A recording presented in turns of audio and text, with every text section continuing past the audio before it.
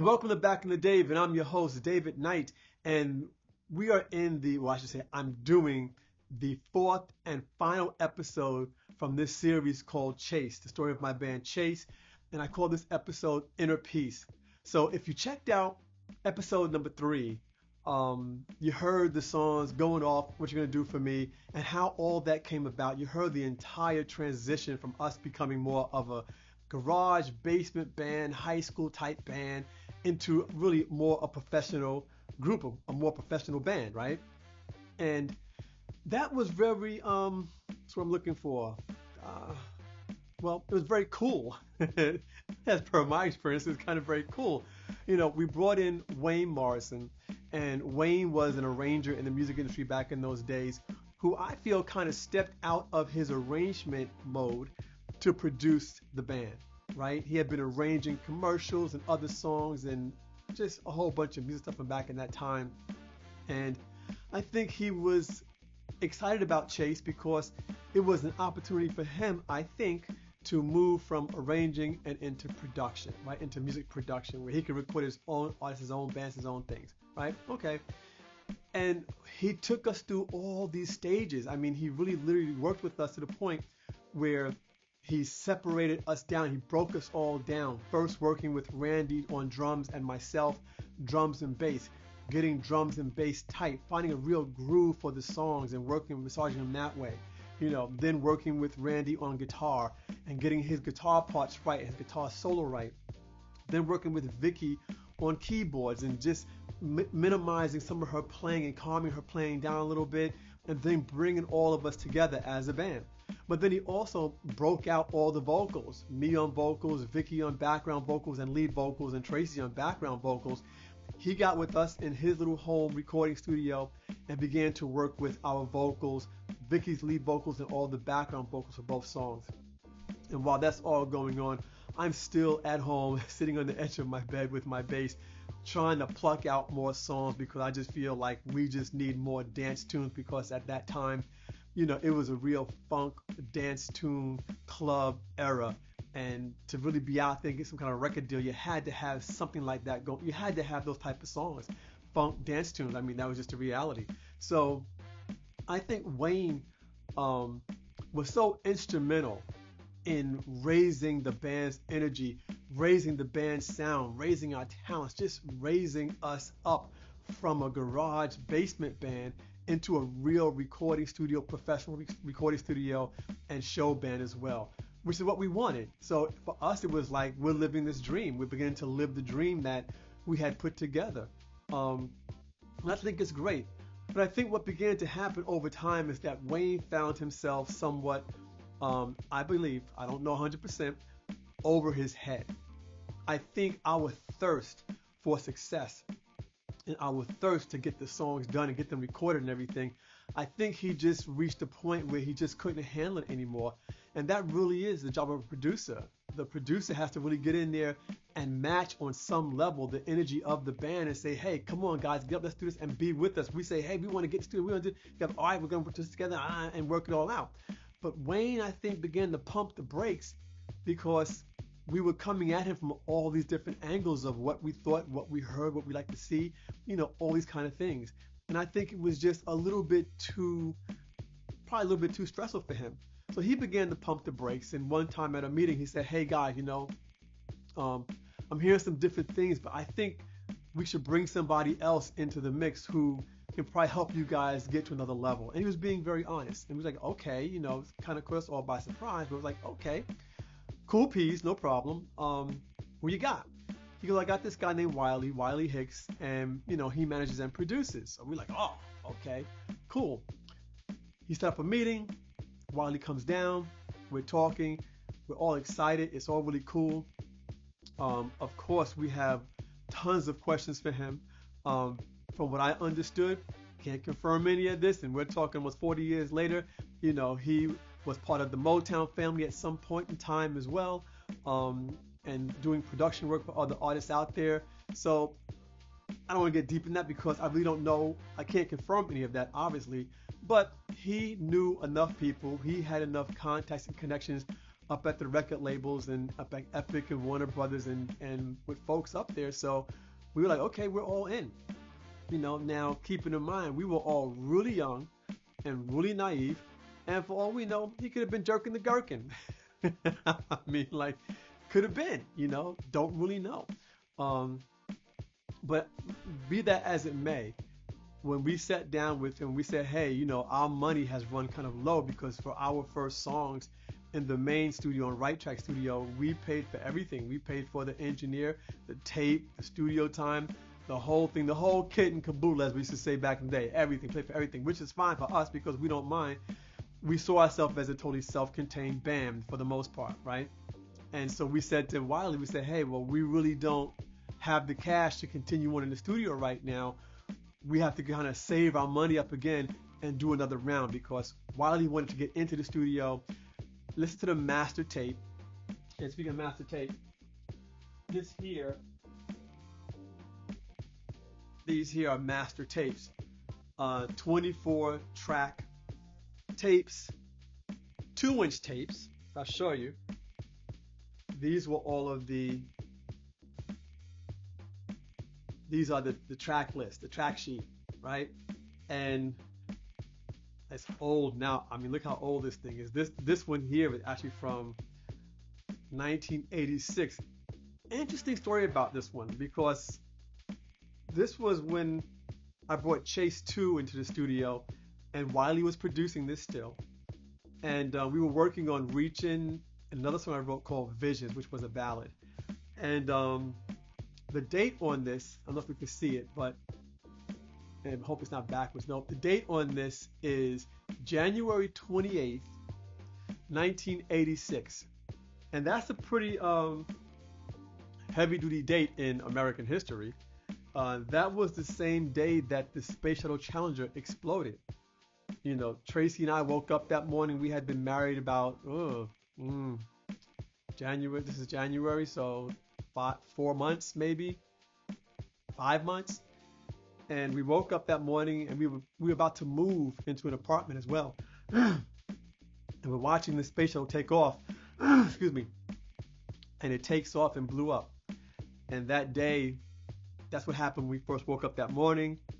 We ended up moving from our in-laws into the apartment, and then we had the studio session that night. That all happened on January 28th, 1986.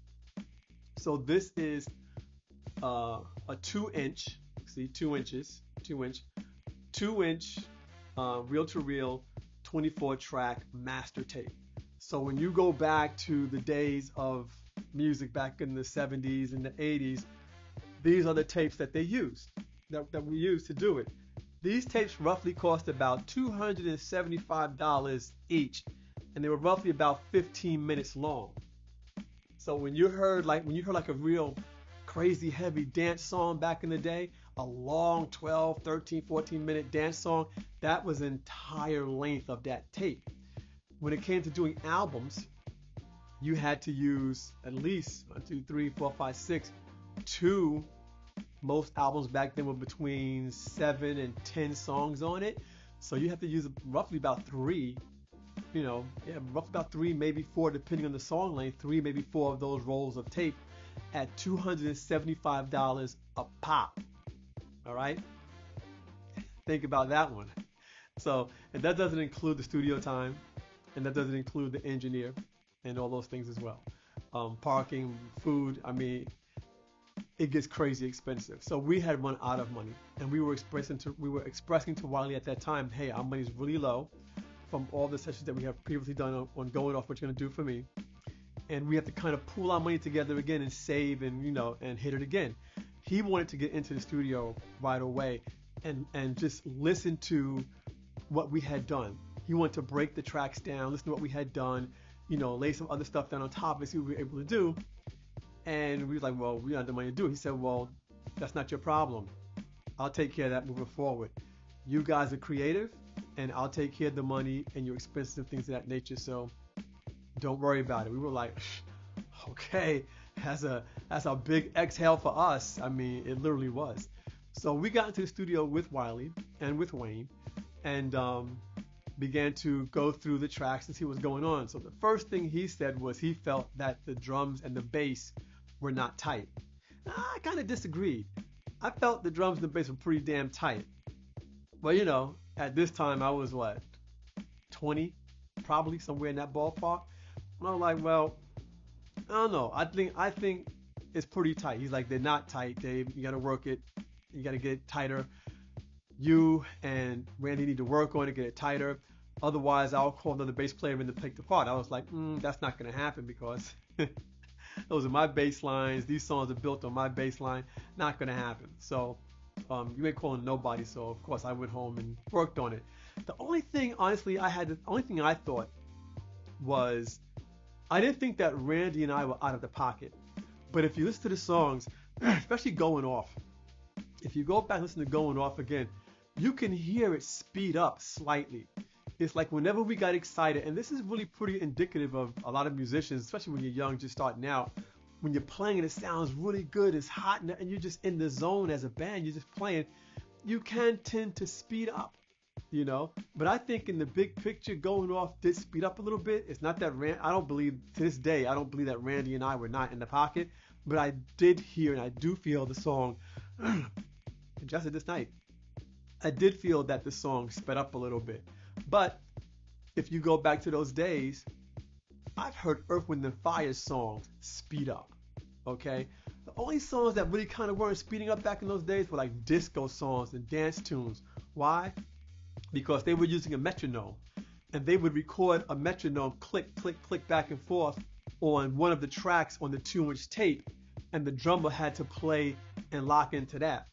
Now, Randy on drums never practiced to a click track like that in terms of doing a dance song, a tempo song. Either had I at that time. So it made sense that we didn't even think to use a metronome to record the songs with. And so as a result, the tempo did fluctuate, I believe, only in Going Off. Actually, it may have happened towards the very end in What You're Gonna Do For Me also. But other than that, I felt the groove was in the pocket, and I felt that the timing for the big part was good. I don't think the average listener would have heard it speed up. Professional dancer, potentially yes. Music and song and recording enthusiasts, most probably yes. But the overall population of people who listen to music and dance, probably not. That's how small it was to me. But anyway, so he wanted us to go back and begin to woodshed again. So Wiley removed us out of the recording studio and dropped us back in the rehearsal studio. But now we're rehearsing and recording in Manhattan. We are no longer in Long Island. We are no longer rehearsing and doing stuff in Long Island or Queens. We're pretty much in Manhattan doing our music full time. There was a building, I believe it was on 48th Street in Manhattan called the Music Building, and all it was recording studios, rehearsal studios, and music industry things and businesses throughout the entire building. And there was, and I still think there still is, a studio in there that was very popular, very, very, very famous studio, rehearsal studio back at the time called Prince Studio. And so Wiley took us and he put us into Prince Studio, and we began to rehearse there. So if you look up on one of these slides, I don't know, there's a picture of us in Prince Studio rehearsing, and give you a little bit more hands-on feel there, right? So we began rehearsing. So in my mind, I was like, okay, well, we're kind of rehearsing and doing all of this stuff, and we're back in the rehearsal studio. What's a brother to do? In my mind, I'm thinking we have What You Gonna Do For Me, and we have Going Off. So in my mind, we still need dance songs, more dance songs, because the more dance songs we have, in my opinion, the better our chances are of getting a record deal. And that was the ultimate goal, to get a record deal, to sign with one of the major labels, and then put the stuff out and see where history is 40 years ago. Well, clearly, history didn't end up where we thought it was going to end up at, because I'm in here doing this. There you have it, right? And nobody really gives a who shot Mary Lou about the story of my band Chace. But I figure when I become out there and do my thing out there in this music industry, the history will be good. So I do this anyway, right? Y'all get it. All right, y'all get it. So I'm thinking we still need more dance tunes, more dance songs. So what do? I do I always do. I go grab my bass. I sit on the edge of my bed and I start trying to pluck out something, some kind of dance tune, some kind of something. And I wanted to write, being that dance songs was so much on my mind at the time, I wanted to write a song. I wanted to write a dance tune, like going off was like funk dance type thing. What you're gonna do for me, to me, you could dance to it, but it was like a dance, listen in your car with the top down type thing. Both those songs to me were kind of like in your car, jamming on it and stuff like that, top down, windows down. It's springtime, summertime, going to the beach, it feels good, right? That's how What You Can Do For Me and Going Off kind of felt to me. I wanted to write something, at least one song that I felt if you put it in the clubs, you know, um, in the discos at that time, it would be a killer. And so, like I said, I grabbed my bass on the edge of my bed and began to pluck out some stuff. And what I came up with was this bass line. And honestly, this is gonna sound really weird, but honestly, I damn near like this bass line better than What You're Gonna Do For Me and Going Off bass line. That's kind of weird because What You're Gonna Do For Me is bass line, just playing that groove by itself is nice. This bass line, when you play it by itself, it doesn't groove the same way What You're Gonna Do For Me and Going Off does. In other words, it doesn't have that same um, percussive dance ability. Remove the drums, remove all the other instruments in this song, and this bass line will stand on its own. I didn't feel that way when I first came with this bass line. I didn't feel that way. It's like it doesn't stand on its own merit. It just kind of doesn't. Like you need other things around it. But once you put those other things around it, the bass line woke the hell up. It was a whole different ball game. So I kept it and began to build a song on top of it. So without further ado, let me just give you a little something on this bass line. Here we go.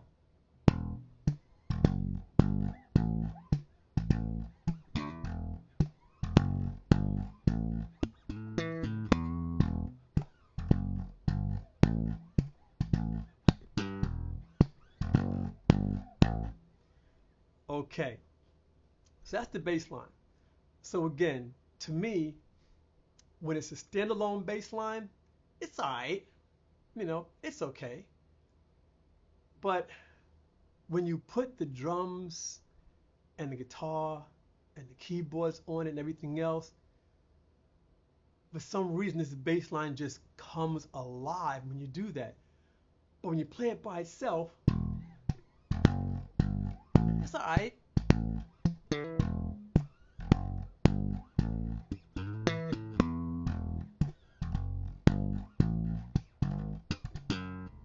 It's alright. It's alright by itself. But it doesn't rock and roll like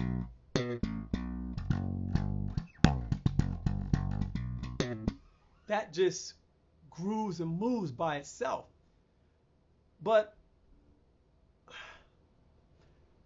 I was almost discouraged with it. I almost didn't bring the bass line to the band because I just felt so that it didn't groove by itself as a standalone bass line the way What You're Gonna Do For Me and Going Off did. I didn't really want to bring it to the band, but I felt so desperate that we needed a dance song, something that can go into the discos and the clubs and stuff and just hopefully kick. And I was like, well, I don't know if this is going to do it, but I'm going to bring it to them anyway and put it together. So I spent some time writing lyrics to it, and I was like, well, if you want to do a dance song, you know, um, what do you call it? If you want to do a song about dance, what the hell you call it?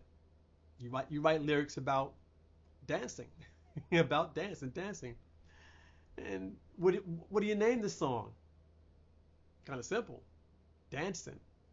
So this song is called Dancing. And to me, once you put everybody else around this bass line, this song wakes the hell up and comes alive. Check it out and you see what I mean. Here we go. Dancing.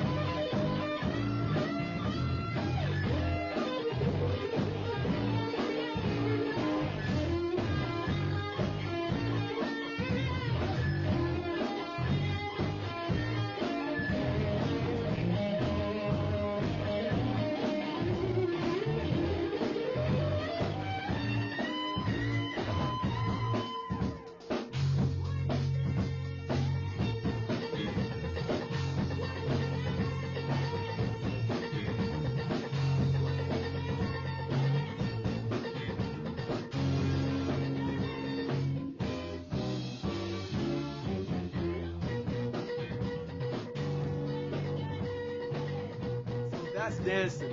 And first, my apologies because y'all may have been thinking that that would have been recorded professionally in the big studio, but it wasn't. As you heard, that was just a regular boombox recording of the song.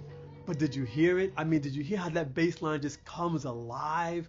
Like when you put the drums behind it and the vocals and everything. One of the more unique things I liked about this song was that in the beginning, you could hear me, Tracy, and Vicky doing the vocals together.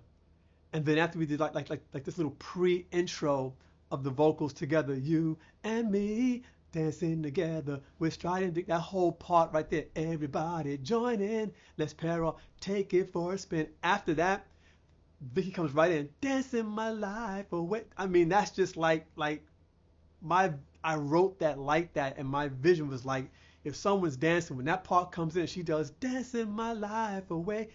Somebody's dancing on the floor, just bam, just opens up. That's how I saw that whole song play out. But to me, I don't know. I really wish that we had recorded that song on the 24 track tape in the big studio, in the professional studio, because I just think that that song would have just pretty much blown what you're going to do for me and going off out the box. You know, going off, Vicky had a verse, I had a verse, Tracy had a verse. In dancing, I really wanted the girls to have more of a verse and me not be so much involved. So I did the little harmony thing in the beginning with the three of us singing. So that way it had a group feel, you know, with all three of us singing. But then from that point on, it was Vicky and Tracy on vocals. And I took the step back and just focused on doing what I did best at that time, playing my bass, you know. And there was no way, and now by this time, but here's the other thing.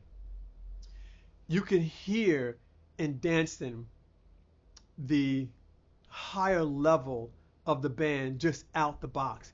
So if you were to go back to the last episode, and which was the longest episode, but if you went to episode 3, you hear all these different versions of what you're going to do for me.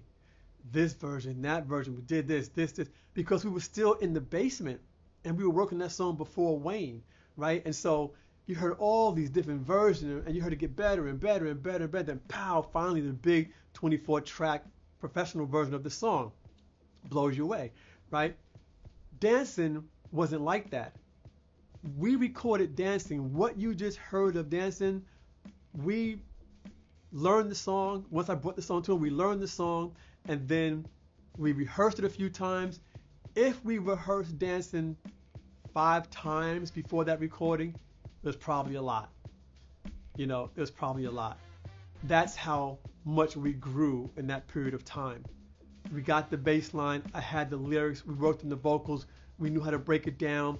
Randy on drums right away heard the bass line and knew what to do immediately. We were now in the pocket because Wayne had been messing with us, and not Wayne, Wiley Hicks had been messing with us and telling us, Dave, Randy, drums and bass, that's the foundation. We know, Wiley, we know. You got to get the drums and bass tight, guys. We know, Wiley. So Randy and I would get together at his house or at my house, just drums and bass. And Randy would only bring down his kick, snare, and his hi-hat because that's the groove right there, the kick, snare, and the hi-hat. So no rolls, no cymbals. It was just his kick, his snare, his hi-hat, and my bass and a metronome. And we just stayed in the pocket playing. And you hear that now in dancing. And he's just, man, that snare just kicking.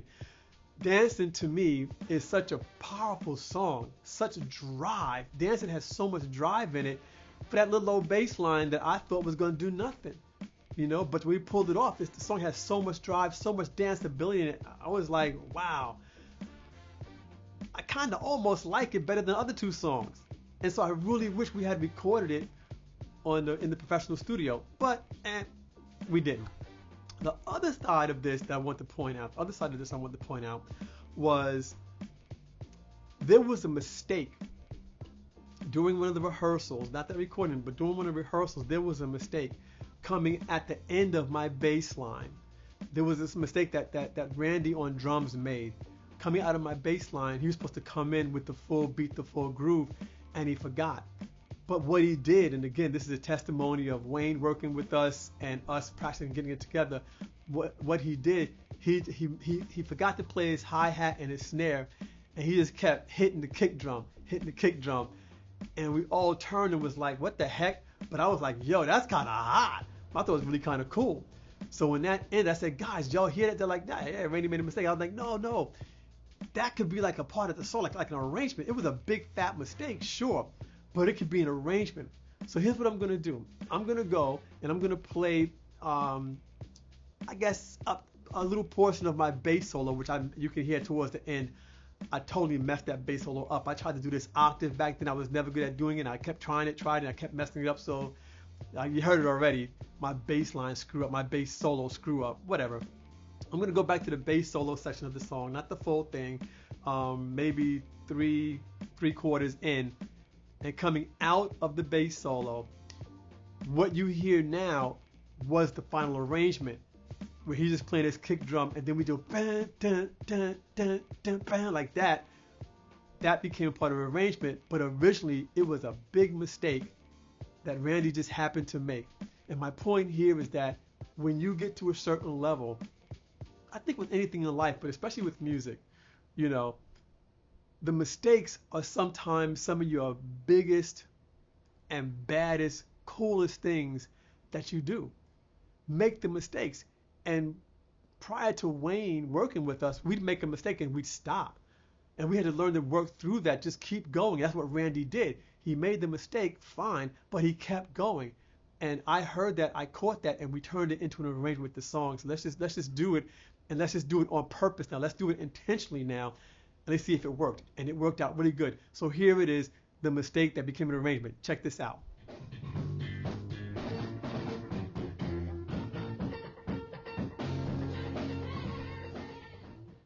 Okay, see what I mean? That's like kind of cool. It's a whole new arrangement for the song based upon a mistake, right? And so I like that. And so nothing. And so what? And I just like that. I hope y'all get the point. I hope you get the point, right? So moving forward, we continue to work with Wiley. Wayne slowly but surely just kind of faded out of the picture. So when we began doing rehearsals at Prince Studio, Wayne was no longer there. Wiley was there. There's a picture with Wiley and Tracy at Prince Studios right there, and it was always Wiley Hicks. He was just always there. He paid for rehearsal time. He paid for studio. He paid for everything. We was like, okay. He was investing in the band. He was investing his time and his money in the band, which to me was really awesome. So to me, again, this was like, we're beginning to live the dream. Wayne took us through an initial Motown type grooming, which I thought was priceless, and Wiley began to take it to a different level with him managing us and producing us. Now, on the business side, which we really didn't know back then, I guess I kind of found out and realized a little bit later, that was actually a conflict of interest. And I don't know so much how, I think more so now than what it was back then. It was becoming more and more illegal to do that. Because if you go back to the early days of the music industry, like the 50s, but probably the 40s, the 50s, the 60s, and probably parts of the 70s, by the time the 80s rolled around, you couldn't really do this anymore. So it used to be when you signed to a record label, quite often the record label was managing you. You were signed to the record label. They were producing you. And they were also handling all your tours and booking. So whatever money you made, the record label got a piece. They got a piece from management. They got a piece from touring and booking. They got a piece from production, from publishing. They had they just had you up on a cross and just sucking everything out of you. And it got to a point where I guess enough folks complained about it over the decades. And so by the time we were coming along, and we kind of knew this but not knew this, that was it was a conflict of interest. The fact that Wiley Hicks was managing us and producing us is kind of a conflict. Typically you have a manager, you have a producer, and you have a touring booking agency or agent. And those three people work together. And so if the producer's doing something wrong, the manager says something. If the touring booking person does something wrong, the manager says something, But if Wiley is managing us and producing us, but we say, well, Wiley, you're doing something wrong to production, he'll go look in the mirror and talk to himself, the manager. Well, Mr. Manager, you're doing something wrong. We think the producer's doing something wrong. He's going to look in the mirror and go, well, I think the producer's doing just fine. So we're going to leave it the way it is. That's total control over an artist. Total control. And so that wasn't cool. But again, we were young. We were very naive. We had all left college to pursue this, being that things were growing more and more for us. We had all left school, left college to pursue this full time, and we just kind of went with it. And wasn't the best thing to do at the end of the day. It really wasn't. But we were becoming so excited. How excited were we becoming? We began moving into the roles of successful band, successful recording artists, successful bass players. We were guitar, musicians. We began living the part. I know I was, and I think it began to drive Tracy a little crazy. So I'm not even embarrassed about this because it's really funny to me. So I'm so excited because while he's talking about, his connections up at like Warner Brothers, Epic Records, he always talked about Clive Davis and bringing it to Clive Davis. And he's like, well, Clive is not going to like it. I can't bring him no crap. He ain't going to try. It became all that kind of nonsense to me, which is music industry trash talk, which I can't stand. I don't even tolerate it today. That's another level. Yeah, it's going to be number one with a bullet. Oh, God, I hated all that freaking lingo from back in those days. But anyway, so we were all, needless to say, very excited about what was going on with Chace at the time. I was so excited that Tracy and I were riding around one day, and we went down this road in Long Island in Garden City where all the car dealerships are. And so I pulled on and said, come on, get out, let's go and check this out. Where are we going now? I'm like, let's go to Chevrolet. Why? I want to get the new Corvette, right? This is late 1983, going into 1984, and Chevy had just redesigned the Corvette to what we see now. Well, it's even a newer version of that. But the new version of the Corvette now is based on this original 1984 version, which began to make it look a little bit more like a Ferrari, Lamborghini type flat car instead of the old original Corvettes of 82 and the 1960s and 70s, which quite frankly, I still like those bodies better. And they had a Corvette, 1984 Corvette on the showroom floor. I think it was either 5-speed or 6-speed, manual shift. And this thing was like a champagne gold, I believe, with a black interior. And I am not fond of black interiors. I do not like black interiors at all. Back then, I didn't give a who shot Mary Lou in the cornhole what color the interior was. I just liked the car. I wanted a Corvette. But this had like a real gold champagne look, color to it. It was a beautiful car. And I'm in there looking at the car, and the guy walks up. Oh, I'm like, yeah, I like this. It's really kind of cool. Oh, you want to get it? I'm like, I can't get it right now, but my band is on the verge of getting a record deal, and I might be able to get this, in 12, 18 months from now. Who knows? Oh, really cool. Congratulations, blah, blah, blah. So I'm riding high. Tracy's pissed off, right? I didn't care. And so I'm just dreaming because now in my mind, like, this is really cool stuff. I'm living the dream. I am writing these bass lines that are killer bass lines, and hopefully if the songs get put out, the fans will just stamp them killer bass lines, killer songs, the whole thing. I'm just like, so I'm psyched. I'm looking at this Corvette and I'm saying, yeah, this is going to happen. This is going to be, yeah, it's going to be real good. Dave, we're going to get this. It's going to be real good, right? So it's all fine. So we leave. Tracy's like, why do we have to go there? Nothing's happened yet. You're kind of putting the cart before the horse. Why don't you slow down, pump the brakes, blah, blah, blah, blah, blah. I'm like, I hear you, but still. Nobody knew about the secret back in those days, but I was actually doing the secret because I'm manifesting what the hell I want, right? So we can say that now, almost 40 years later, but I was manifesting what the hell I want. That's how I saw it. But what made it even crazier was I was working at, as we all know, this department store back in those days called A&S, Abraham and Strauss, and I was the floor manager for the stereo department at that time. A lot of fun. Oh my God, my friends Rhea, Daryl, Lillis, Walter. Oh, the fun we had. Anyway, so I go to work after the trip to Chevrolet. I go to work either that same day or a couple days later or whatever. I go to work. And as I'm going to work, I'm passing the men's department, and they have on sale, I think it was a members only jacket, like sports jacket. It was like I guess it was like a satin silk type thing. Um, but it was the same exact color as that Corvette. The same exact color. So look at this picture right here, right? That jacket was the same exact color of the Corvette. So I had to have it.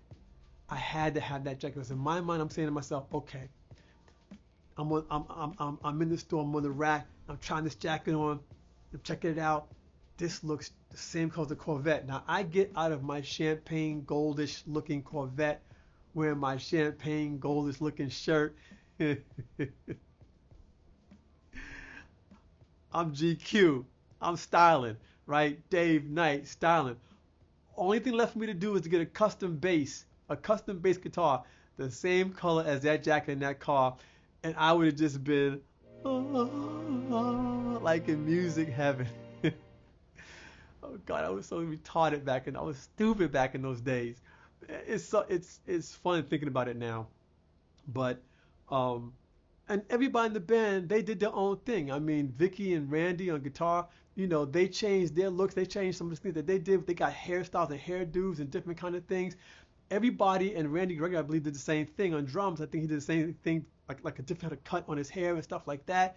And we all just began to live what we knew was going to be inevitable, was going to happen for us. And so we were already walking the walk, but we wanted to walk the walk more. We wanted to have the hot music, the hot band, the hot clothes, the hot hairstyles, the hair looks back at that time and the whole thing. And we were just all in. We were all in. And it was just so much fun stuff. But what we didn't know, that there was an elephant in the room. Well, no matter what we did, we couldn't seem to get rid of this elephant that was in the room, right? And I think I was the person that dragged the elephant into the room and kind of left it there. So we kind of kept moving forward, and with the pending success that we felt was going to happen with the band over the next 6 to maybe 12 months at the most, we kind of kept moving forward.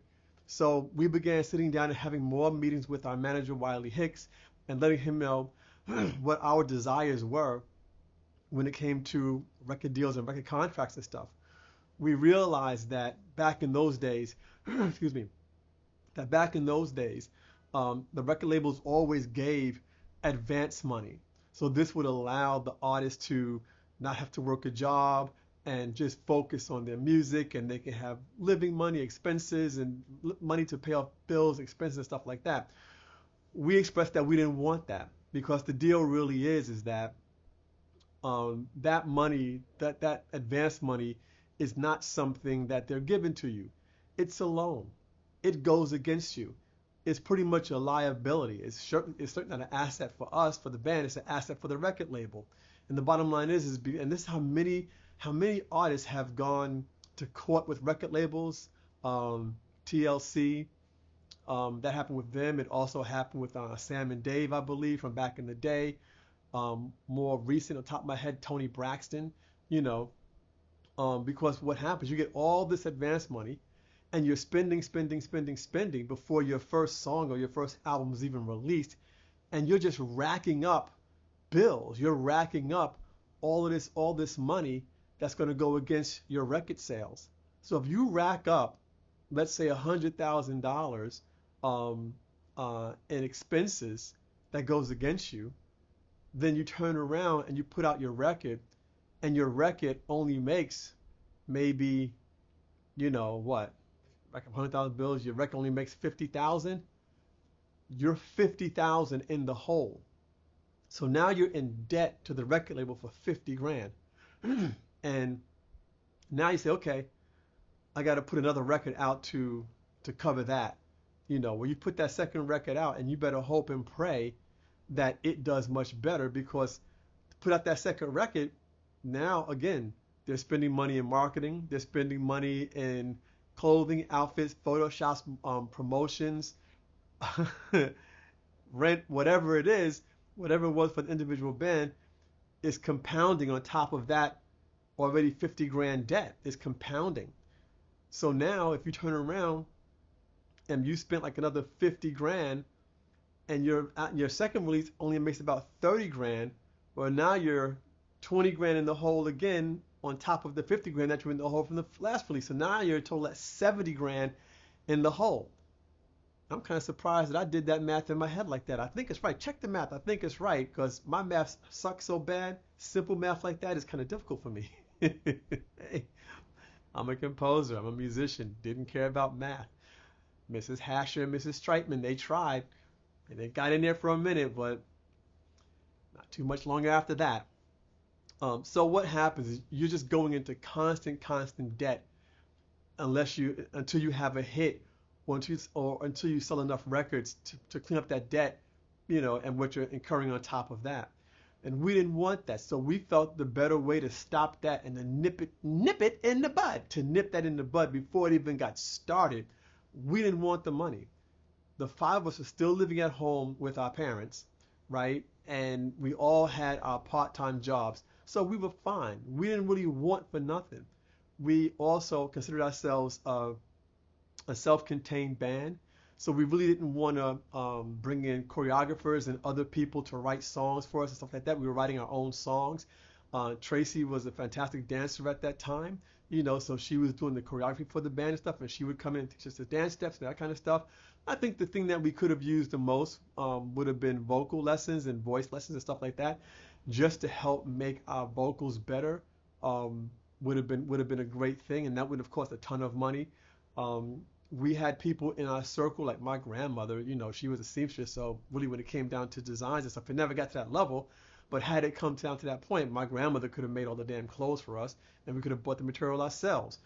So we really, really, really did not want the whatever record label we ended up with. We did not want them spending a ton of money on us, pay for the recording of the songs, and for marketing and promotions.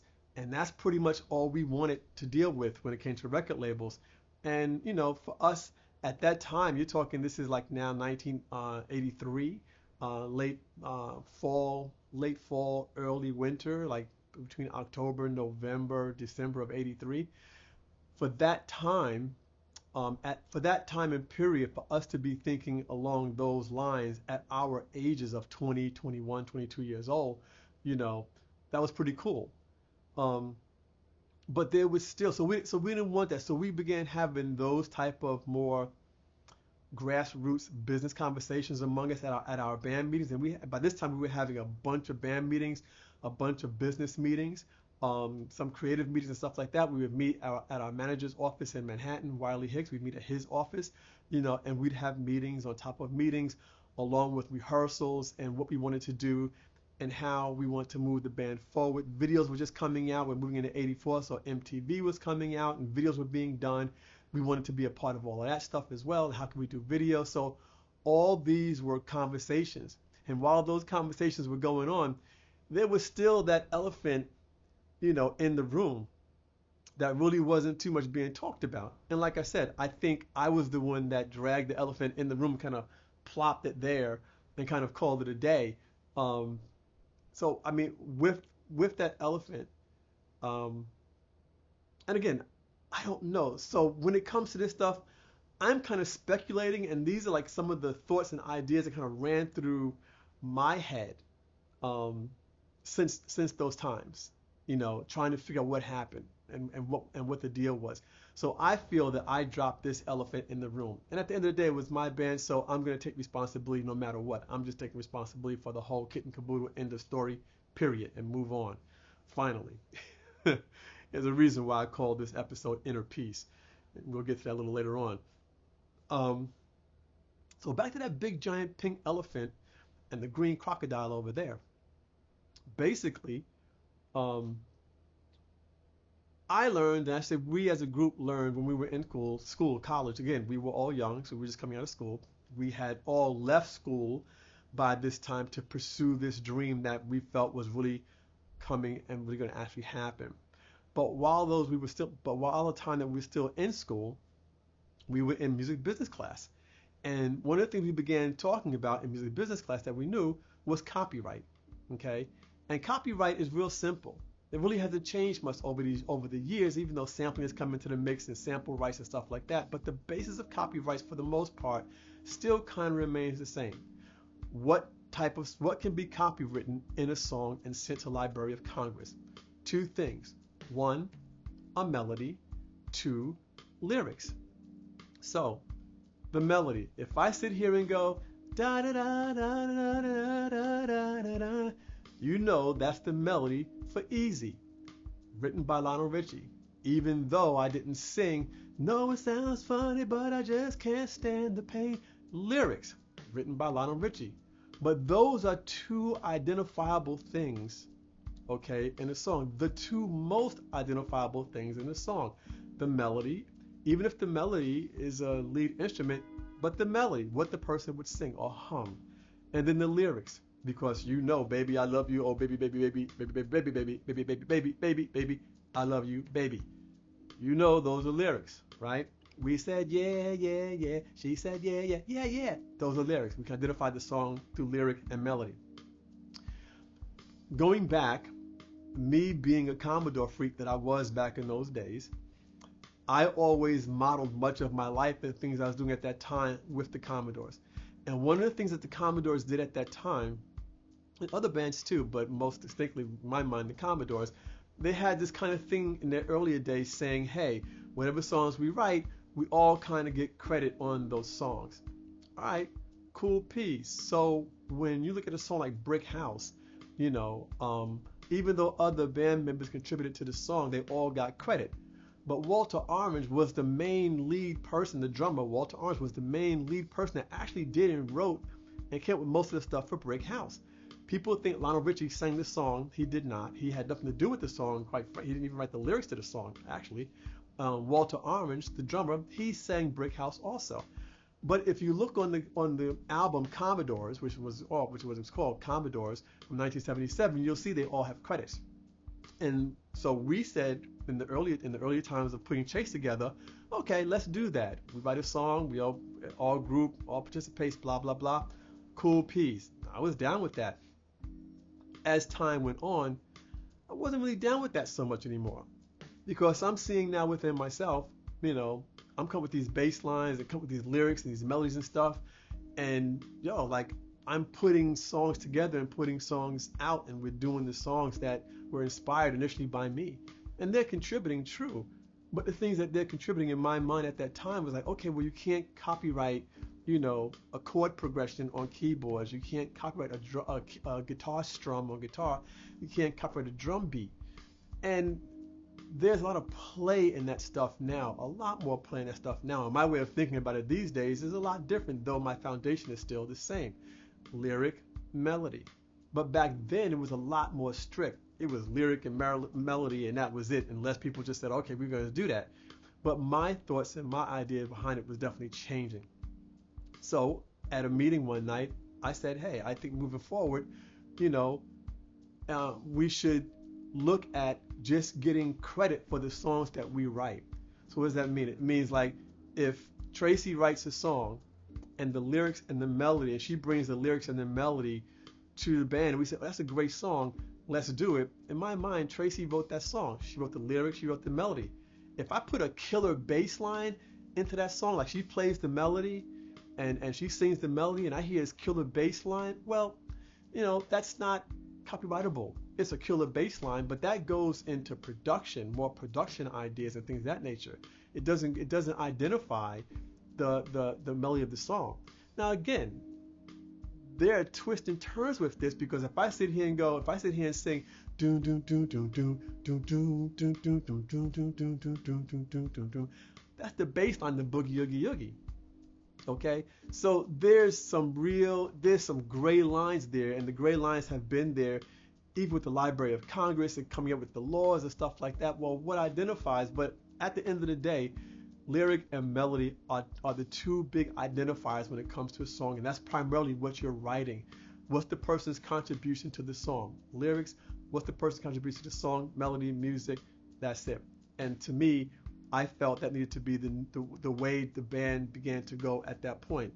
You write a song, you bring in lyric and melody, fine. If somebody else wants to put you on it because you came with X, Y, Z, then fine, put you on it. But the person who brought the lyric and melody should at that point make a decision. Well, you contributed pretty great to the song, fine. And overall, with the songs, I did feel that way. Even though I was bringing the songs to them, I did feel that way. But I knew moving forward, I did not want it to be that way. I knew moving forward that I would begin bringing in music and songs that were pretty close to being done, with many of the ideas coming in, even many of the production ideas coming in, because after what you're going to do for me and going off and dancing and stuff like that, like, yo, I can put these songs together and just bring whole parts and say, hey, I need you to play this part, I need you to play that part, I need you to play that part, and we put it all together in that respect. So that's where my mind was at that time. Now, again, I don't know if what I'm saying now was the elephant in the room. I do not know. All I know is that in my opinion, I brought that elephant in the room, and I made it known that I didn't want everybody getting credits on songs that I wrote primarily lyrics and melody around. And that's just how I felt. And for the most part, I still feel that way today, even though when I write songs with people, we just go in and we just all give credit and it's all good. And today's music industry is even better because I can go into my distributor and I can just take out percentages. Okay, this one gets a percentage, this gets a percentage. Even if a person who is not, like, I have someone helping me now. Her name is Chanika, and all you guys are gonna meet her. But I already said to her, look, as we begin to put out new music towards the end of this year and throughout next year, I want to give you percentages of the songs that we release because you're helping me do this. On a business level, she's really helping me tremendously do this stuff, and I want to do that. So again, the lines are really gray. They have been for decades, but they were a lot more strict, back 40 some odd years ago. But even with the elephant in the room, we kept moving forward. And so, what did I keep moving forward on? We need another up-tempo tune. So, what did I do? I did what I always do. I went and I got my bass, and I went and I sat back on the edge of my bed, and I said, okay, we need a new up-tempo dance tune. Once again, as I've been saying, I felt at that time the more up-tempo dance songs we had, the better off we were going to be, and the better chances we were going to have of getting a record deal, and the better chances we were going to have of having a song that was at least maybe top 20, preferably top 20, but hopefully maybe at least into top 40, hit top 30, maybe top 20. If we really get lucky, we might get top 10 or maybe even number 1. Who the hell knows? But let's just have at least the songs ready, and it also would give us a 4-song demo for Wiley to shop around to the record labels. Like I said, he wanted to bring it to Clive Davis and other people he talked about back in those days. Some I remember, most I don't at this point. Some of the labels he talked about that he had made aware of us was Epic and Warner Brothers, if I remember correctly. I know Randy Gregory and we had taken a trip up to Atlantic Records, and we met this guy named CB. He said the song's really good, but do more work and come back, which was a typical thing back in those days. And before I have this really kind of funny story, because before I even get into this next song that I dropped with the band, I have this really interesting story. So we had finished, we had put the demos and stuff together for what you're going to do for me and going off. And it was really kind of interesting because, and this is before Wiley came into the picture, I wanted to start shopping the songs around, just those 2 songs. So I was going through the papers one day, and I forgot what year this was. This was probably 80. This was actually 82. And I see that the Commodores were in town. Now, they weren't doing a concert. They were in town, I think, passing through. And it just happened to hit the papers that they were in town up at their office, Benjamin Ashburn's office in Midtown. I think it was 57th Street, Midtown. And I got psyched. I was like, oh. the Commodores. So I went and I looked in the back of my album covers to see where the address was. Commodore Entertainment. And I got the address. I got the address. I got the tape. And I get on the subway and I hightail myself to Manhattan, here in Manhattan. Never thought I was going to be living in Manhattan at the end of the day. But I get here in Manhattan and I go up there and I knock on the door. And in my mind, I'm like, they're going to be here. I'm going to meet them. I'm going to meet Lionel Richie. This is going to be great. They're going to hear my music and they're going to love it and they're going to help us out, right? So I get there. I open the door. I knock on the door, rather. I take the elevator up. They buzz me in, which I was shocked I actually got in. And there was no one there except this woman, African American woman. And her and I began talking. I said, well, I'm here. I said, my name is David Knight. And I'm here because I saw in the paper that the Commodores were in town. And I have a demo of my band. And we have a couple of really great songs that I'd like for them to hear and see what we can do. And maybe they can take it to Berry Gordy or whatever can happen. I'm just here.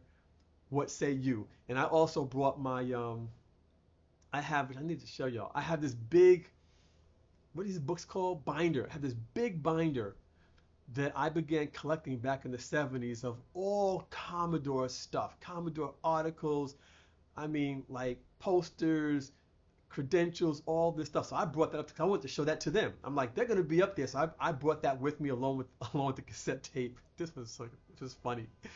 Oh, I almost forgot about this story. Jeez. Anyway, I get there and like I said, she buzzed me up. I open the door and she's there. And I began talking to her. And I said, my name is David Knight. I'm here because I have a band. My band's name is Chace. And we have these two really awesome dance tunes called Going Off and What You're Gonna Do for Me.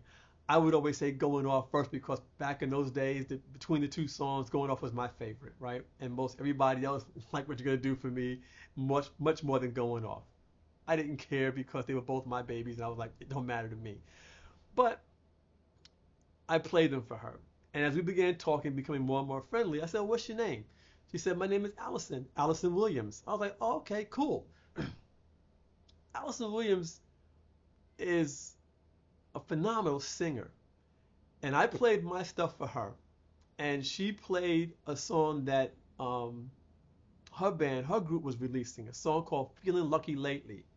And I forgot the name of her group. Oh my God. But this involved Fonzie Thornton, Luther Vandross, and a bunch of other folks who were in that camp. That was the Luther Vandross, Fonzie Thornton, Chic. That was that whole New York City camp that she was in. And her group, what's the name of her daggone group? Oh my goodness.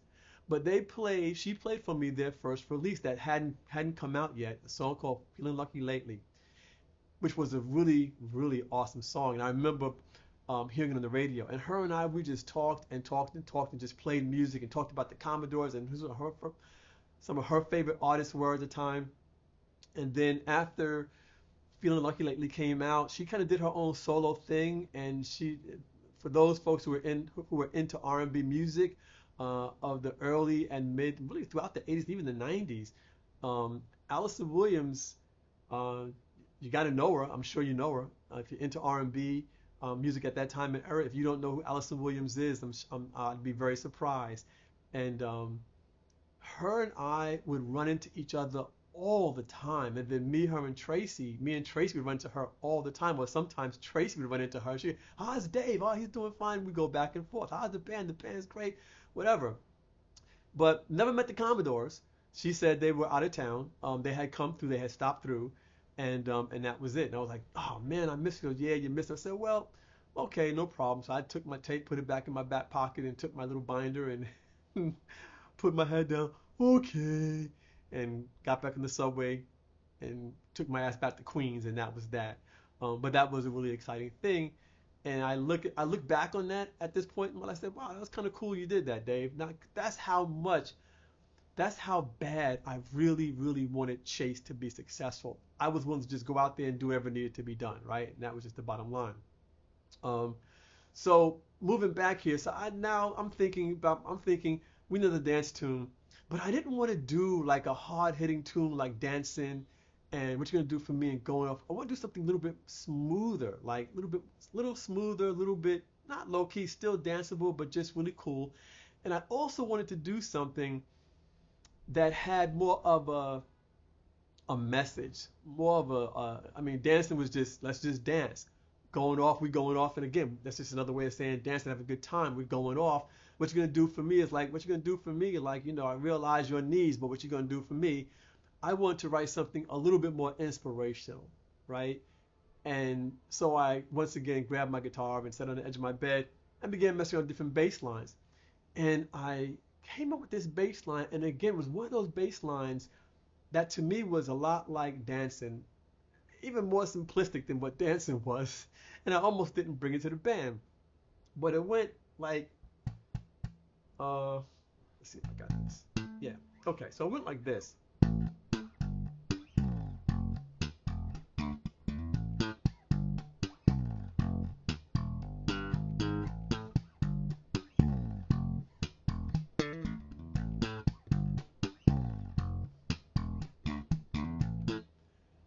And I was like, that's kind of cool. By itself, it was danceable. It was percussive. As long as I'm using my thumb and plucking like that, it's going to be danceable and percussive. But that don't make a dance tune, funk tune all the daggone time. And I personally felt that this bass line was actually weaker, was the weakest of the four. I didn't think that this song really worked, that bass line really worked at all. But I wrote it, and then I sat down. I came with the bass line, and then I sat down at 10 o'clock in the morning on a Friday morning. And from 10 o'clock to 3 in the afternoon, I wrote lyrics for it. And I just played the bass line over and over again, just began to writing lyrics and stuff and singing the melody and stuff like that with it. And it turned out to be something kind of good. And I named the song Reaching. And the hook was reaching for the world. You'll find your silver lining waiting there. You're so hot, you're so close. By living your life, do what you feel is right. Reach in your mind, because it'll never lead you blind. And those were just some of the lyrics to the song. And then it just comes back to the hook. Reaching for the world, you'll find your silver lining waiting there. And I made that repetitive, just repeat that over and over again, so it would stick in people's mind. Keep reaching for the world. You'll find your silver lining waiting there over and over and over again. Is how I put the lyrics into that, along with the bass line, and brought it to rehearsal, and didn't have a bridge for it. So Randy on guitar, he came with the bridge for it, I believe. I don't remember. I think he came with the bridge for the song. If not, it was most likely me. But I believe he actually did. I don't remember. I may have to ask him. And so we came up with this song. I named it Reaching, and we began to do it. And the song, again, like dancing, I mean, I think about this, and to me, it's like the magic of Wayne Morrison. Wayne had his issues and stuff, but Wayne really pulled out of us what we needed to take a song from concept to it sounds good, let's record it, and I mean in no time at all. So check out Reaching. I'm not going to play the whole thing, and once again, let me warn you now, but I didn't warn you on dancing. This is not a studio recording. This is, once again, a rehearsal recording, so it's very tinny and stuff like that. I'm going to try and dampen it a little bit so it doesn't bust your ears out and lower the volume and stuff for you. So you may have to crank your volume up a little bit, I'm not sure. But Reaching turned out to be a bad mamma jamma, boy, badass song. So here you go. Check it out. This is Reaching. All right, here you go. Reaching.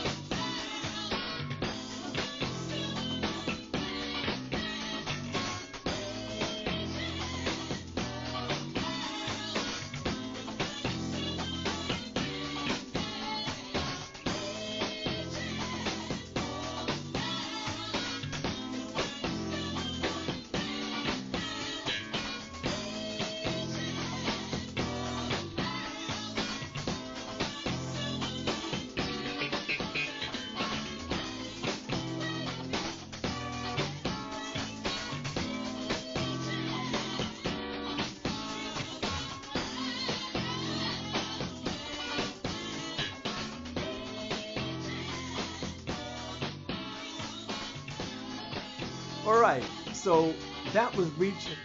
What do you think? It has this like real jazz funk, Earth, Wind, and Fire feel to me in certain ways because what Randy was playing on guitar was definitely more of a Earth, Wind, and Fire muted guitar sound. You know,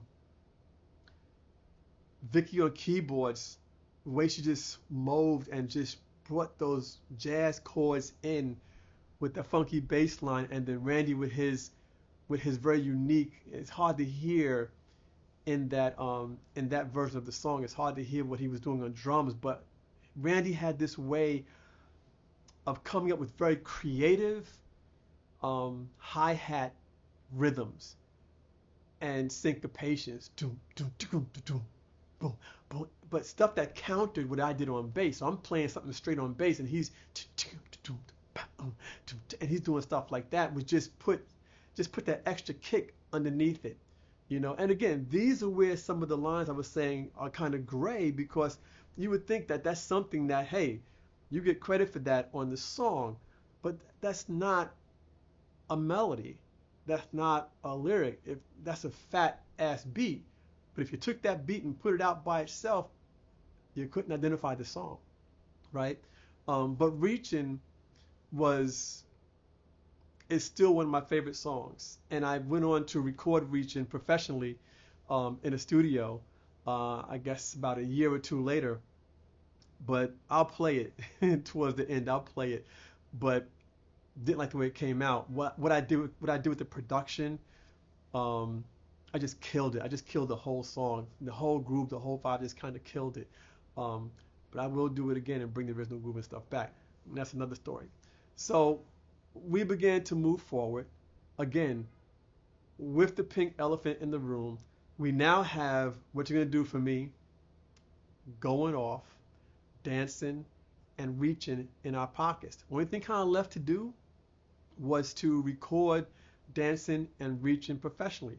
So we kept rehearsing the two youngest songs, Dances and Reach. We kept rehearsing those two songs just to kind of make them better, get them better under our wings and make them a little tighter and stuff like that. This, minor adjustments, things of that nature. And in the meantime, we're still having meetings and getting together and discussing business stuff as well. So we're still in late 1983, around Thanksgiving, Christmas time, and we're still having these meetings and things of that nature, talking about business, all that kind of stuff I was just saying. But I'm feeling like during these meetings and stuff, I'm feeling like there's a little bit of tension here. The elephant's still in the room, and it's the elephant that I feel that I kind of dropped and plopped on everybody's lap, But I'm feeling a little tension, feel a little bit of stress, slight attitude, stuff like that going on. And I'm like, well, what's going on? But at the same time, no one said anything to me. Like, nobody said anything to me. Nobody said, hey, Dave, let's talk. Hey, Dave, let's go for a drive. Hey, Dave, let's sit down, have a slice of pizza or my favorite calzone or whatever, and chit-chat a minute. Nobody said anything to me at all. So I'm just assuming these things, like little things, like little pushbacks, like at rehearsals, turn the keyboard down. Keyboard's too loud. I'm listening to old tapes and old rehearsals from back in those days, and I'm hearing things being said. I'm like, wow, okay. So clearly, my head was in the clouds because I'm hearing these little things on tapes now. Like again, 42 years later, something like that. No, 40 years later this year. 83, 23. So yeah, 40 years later, I'm hearing stuff on cassette tapes as I'm putting these episodes together. I'm going like, wow, okay, I hear that now, but clearly I didn't hear that back then, at all. And again, that's on me. And what's also on me as well is that I never went out of my way to say, hey, what's going on? Why do I feel the tension? Is someone mad at me? Is someone mad at Tracy? Is someone mad at me and Tracy? What's little attitudes about? What's going on? Like, I never did that. And I should have. But again, by this time I was 21 years old, and I just, my head is in the clouds still. I believe that things overall are going good. I believe that even though the tension is there, I had a real heart and soul belief that the band was grounded enough and we had established enough of a brother and sisterhood. So we really felt like more of a family.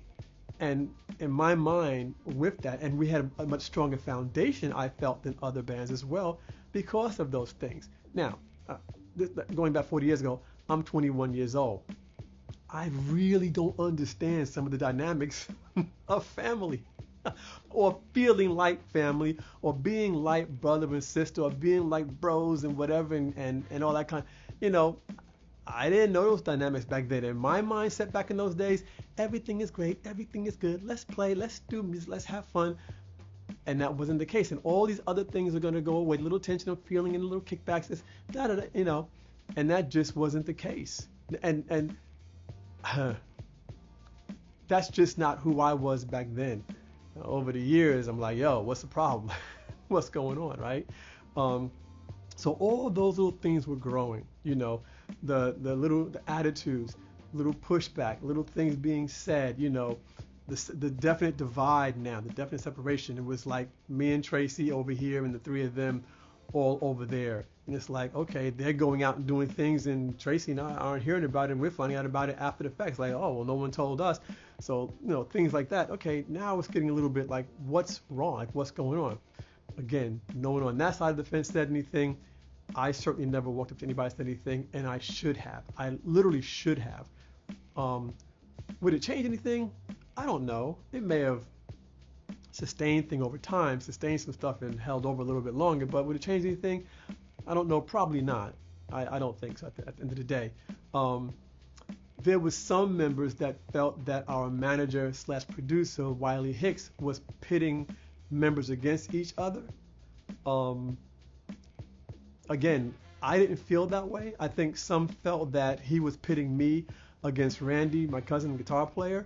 You know, I didn't feel that way. I did feel that Randy and I had our own little tug of war thing going on because he definitely, I believe, he felt that I was just silly and, you know, and just he was much more mature than me.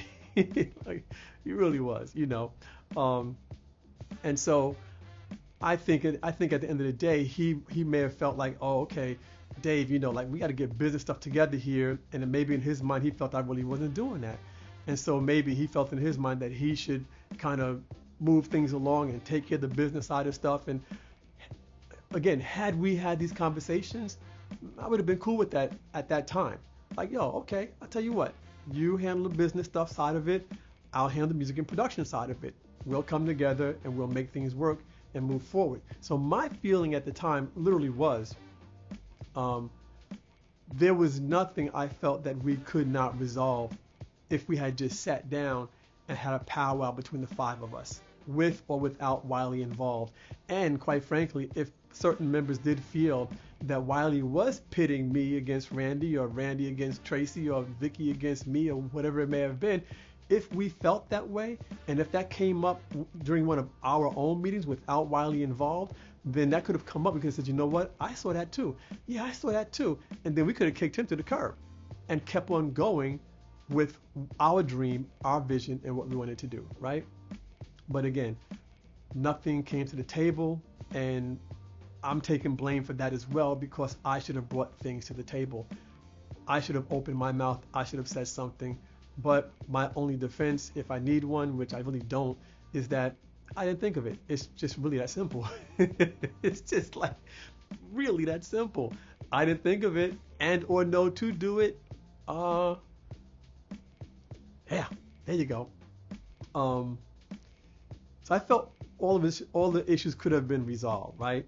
But that elephant was just kind of growing. So we just kind of kept having meetings and kind of getting together and talking and rehearsal, and just the engine that had been put in place from the previous years and from Wayne Morrison of just creating music and working and rehearsal and all that kind of stuff, that kind of kept going, right? That kept going. All right, cool, no problem. In the meantime, I'm done thinking about we need more dance songs. I felt we had enough with the four that we had, right? So I'm at work. As I said before, I was working for A&S department store, Abraham and Strauss. It has now gone out of business. At least up here in New York, it's gone out of business. I don't know if it's out of business around the rest of the country. I'm assuming so, as part of Federated Department Stores. See how much of that stuff I remember from 30, 42 years ago. Woo, when I first started working there. Um, so I was there. Now we're in the holiday season, like around Christmas time. We're in the holiday season, and I'm on the floor. I was the department manager of the stereo department, and I'm on the sales floor doing something. I think I was putting together stereo system, whatever. It's irrelevant. It doesn't matter. And this gentleman walks in, and we start talking. And I play the cassette tape with What You're Gonna Do For Me and going off on it. He's like really impressed. Now, I didn't know at the time that he was a manager of a local band in my old neighborhood back in Queens, a band called Mainline. And this was a 5-member band, like the Temptations and like the Jackson 5 members in the band. These guys were older than me. I mean, some of these guys had gray hair. Some of them looked like the age I am now, but they were probably in their 40s, maybe late 30s.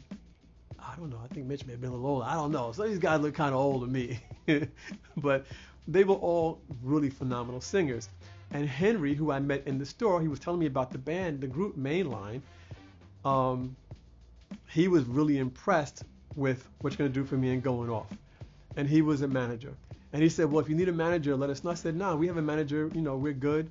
And but if something comes up at some other point, I can let you know, and it's all good. He said, well, no problem, Dave. If you want, come down. Because Mainline, even though they were a 5-member vocal band, like the Temptations, they also had a background group playing for them. So they had a drummer, a bass player, guitar player, and a keyboard player, in the group. And they went around, they did shows and local tours and stuff like that. And they were a really cool group. So Henry and I kind of signed off, and again, Chace and I kept rehearsing, going through some stuff. And then a few days later, Henry comes back to the store, but this time when he comes back to the store, he brings a gentleman with him. And the gentleman's name is Ray Brown.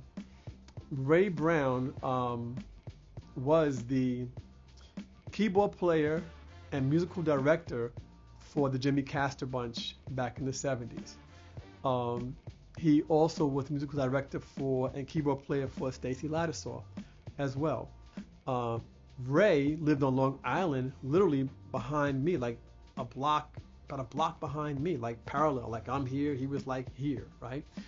And I didn't know him. I hadn't heard. I had only been in Long Island at this point 83, so about 3.5 years. And though I did know quite a few people by this time, but I didn't know Ray. Ray is 12 years my senior. He and I are still good friends to this very day. And so Henry comes back to the store, and he has Ray with him. And we start talking. And he goes, yeah, Henry told me that you have a really good tape with some good stuff in your band. I said, yeah. He goes, you got it on you now? Play it. I said, okay. So I did what I always did. I went to the biggest Pioneer. We had this huge Pioneer system. I think it was called the Pioneer V5. This was a big, giant gray rack system. It looked very aeronautic. I mean, this thing looked like the cockpit of a 747 or a shuttle plane or something like that, right? And I loved this system because you could crank it up and it wouldn't distort. And our recording, of course, was right out of the 24-track, studio. And I cranked up going off and What You're Gonna Do For Me. And it, like what you guys heard in the last episode, it sounded better than that because at that time, it was a fresh cassette tape. So it was like hardly no hissing or anything. I mean, it's a 40-some-odd-year-old tape now, so it has all the hiss and stuff on it, which I played for you guys last episode. But then it was clean, it was pristine, it was punchy. Everything was there. The bass was growling. Randy's guitar was just chopping through. Vicky's piano was cutting through. Vocals were all there, pan left and right. And I cranked up in the store. Customers and everybody were like, huh? What? They were like, yo. Started coming to the floor, like dancing and getting out. I was like, yeah, see, that's what's going to happen. We're going to release these songs. People are going to go with it. I played the songs and Ray's like, yo, that's hot. I'm like, yeah, I know. He's like, well, we have the band Mainline, and if you want to come and sit in with us and play some bass and stuff like that, we do gigs and local tours and blah, blah, blah. If you want to come in. I was like, nah, man, I'm good. I got Chace. I got my band. We're about to hit. We're about to break. I'm good. I'm really good, but thanks for the offer. I appreciate it. And he said, well, Dave, you never know. This is the music industry. You never know. And I was like, yeah, you're right. Now, when I'm saying to him, yeah, you're right, in my head, I'm like, nah, man, this is Chace. we going all the way. There's no ifs, ands, and buts. We going all the way, and that's what I was telling him. But that's what's in the back of my head. But I wasn't saying that to him. To him, I was saying, I understand. So if something happens, I'll give you a buzz. He gave me his card. I didn't have cards at that time because I was 21 and couldn't afford them. And I said, okay, cool. So I helped him and Henry out, and then they broke out, and that was it, right? Now, this was Christmas, New Year's. And so we go through the whole Christmas season, whole New Year season. We're still rehearsing. We're really working heavier now on reaching and dancing and putting things together, still having the meetings. Tension's still there, stuff still going on. Ain't nobody talking. Or I should say people are talking loud but saying nothing, So, all right, cool piece. It's all good in my mind. So we go forward. New Year's come, January 1st, 1984. We're all good.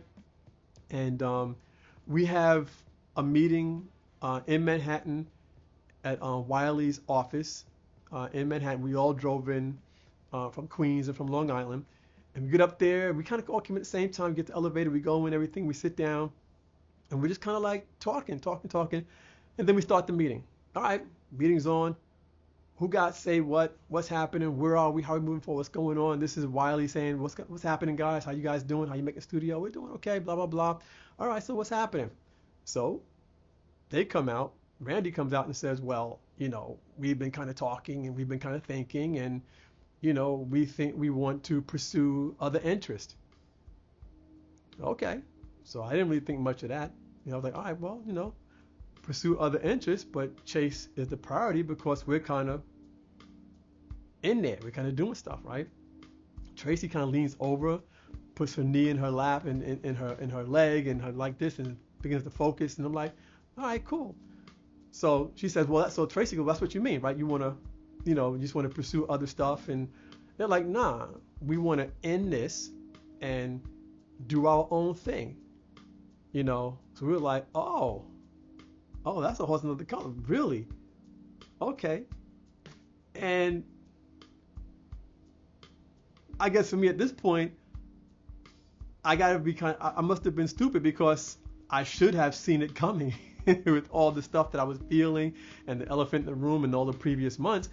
I should have seen it coming. And again, I should have said something, and we were like, okay, so now Tracy's saying things to them, and as she's talking to them, trying to get to the bottom of what's going on, she's talking and talking and talking, and all I hear is wah wah wah wah wah wah wah wah wah, like Charlie Brown, talking like the teacher talking to Charlie Brown, wah wah wah wah wah wah wah wah. I mean, that's all I'm hearing, and slowly but surely, I'm seeing like this white veil go over my eyes.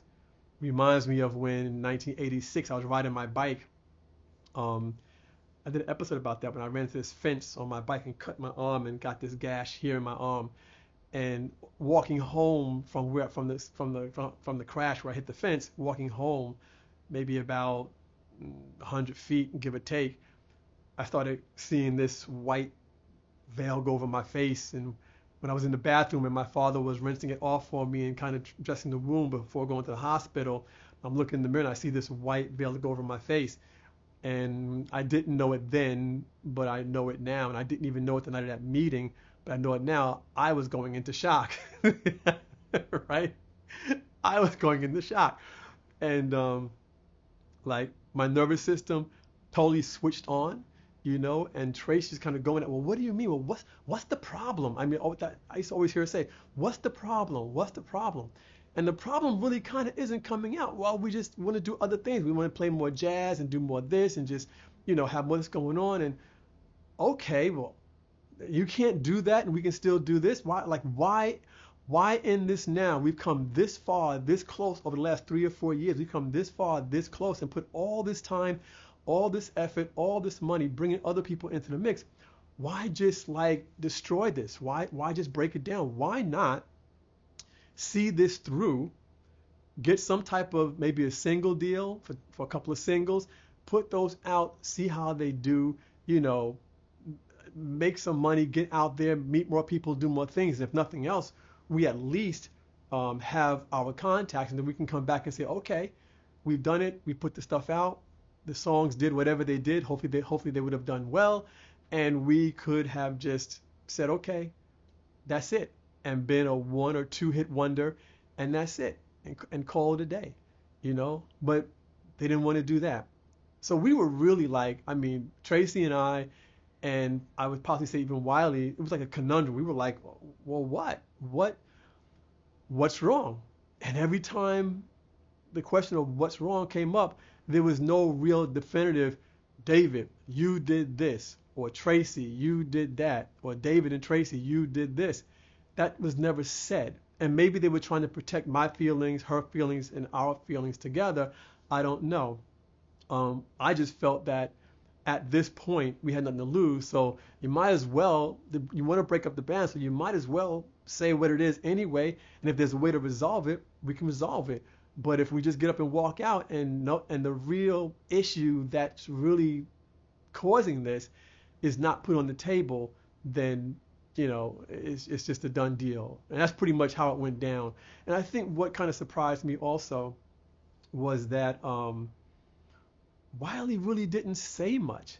Like he was leaning up against his desk like this, just kind of like listening and okay, okay.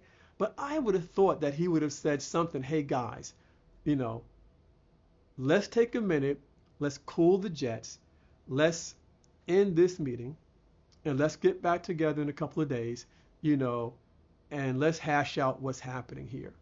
You guys have a really good future as Chace. There's some really good stuff going on, and maybe let's just pump the brakes for a minute and see what's going on. But he never said anything like that. He just never did. And I would have thought in a management position, with much to gain, that something like that would have been said, but it just wasn't. Like, okay, so his thing was like, oh, all right, well, kind of is what it is. We have these songs.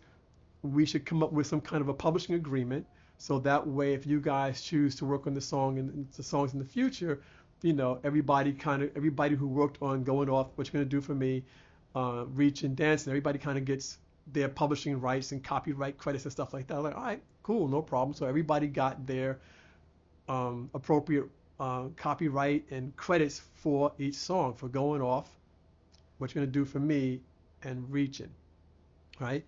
And so Wiley, we gave Wiley the money. He brought his copyright lawyer in, and they worked out all the deals and stuff, and then we got together and separately and signed everything off, and that was it.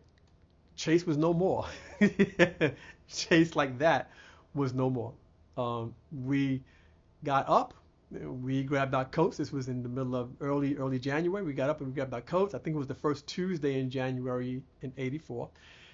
We got on the elevator, hit lobby, and going down, and that was the most quiet, intense ride down on an elevator ever in my life.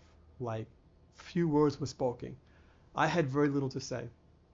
I really had little to say. I said goodbye to all of them. I wished them all well, and Tracy and I got back in the car, and we began to drive back out to Long Island, and I was just in a daze. I was just like, what? That was it. At the end of the day, I was devastated. I didn't know that at that time, but I was definitely devastated. I was in shock, and I really didn't know which way is up. I really did not know which way is up. So when I think about that time and that day and the breakup, I often wonder what was going through my mind. For lack of a better word, I'm going to say like the aftermath, right? What did I do? Tracy insisted that I go and talk to Randy Gregory and ask him what happened, what went wrong, what can we do, how can we patch this up?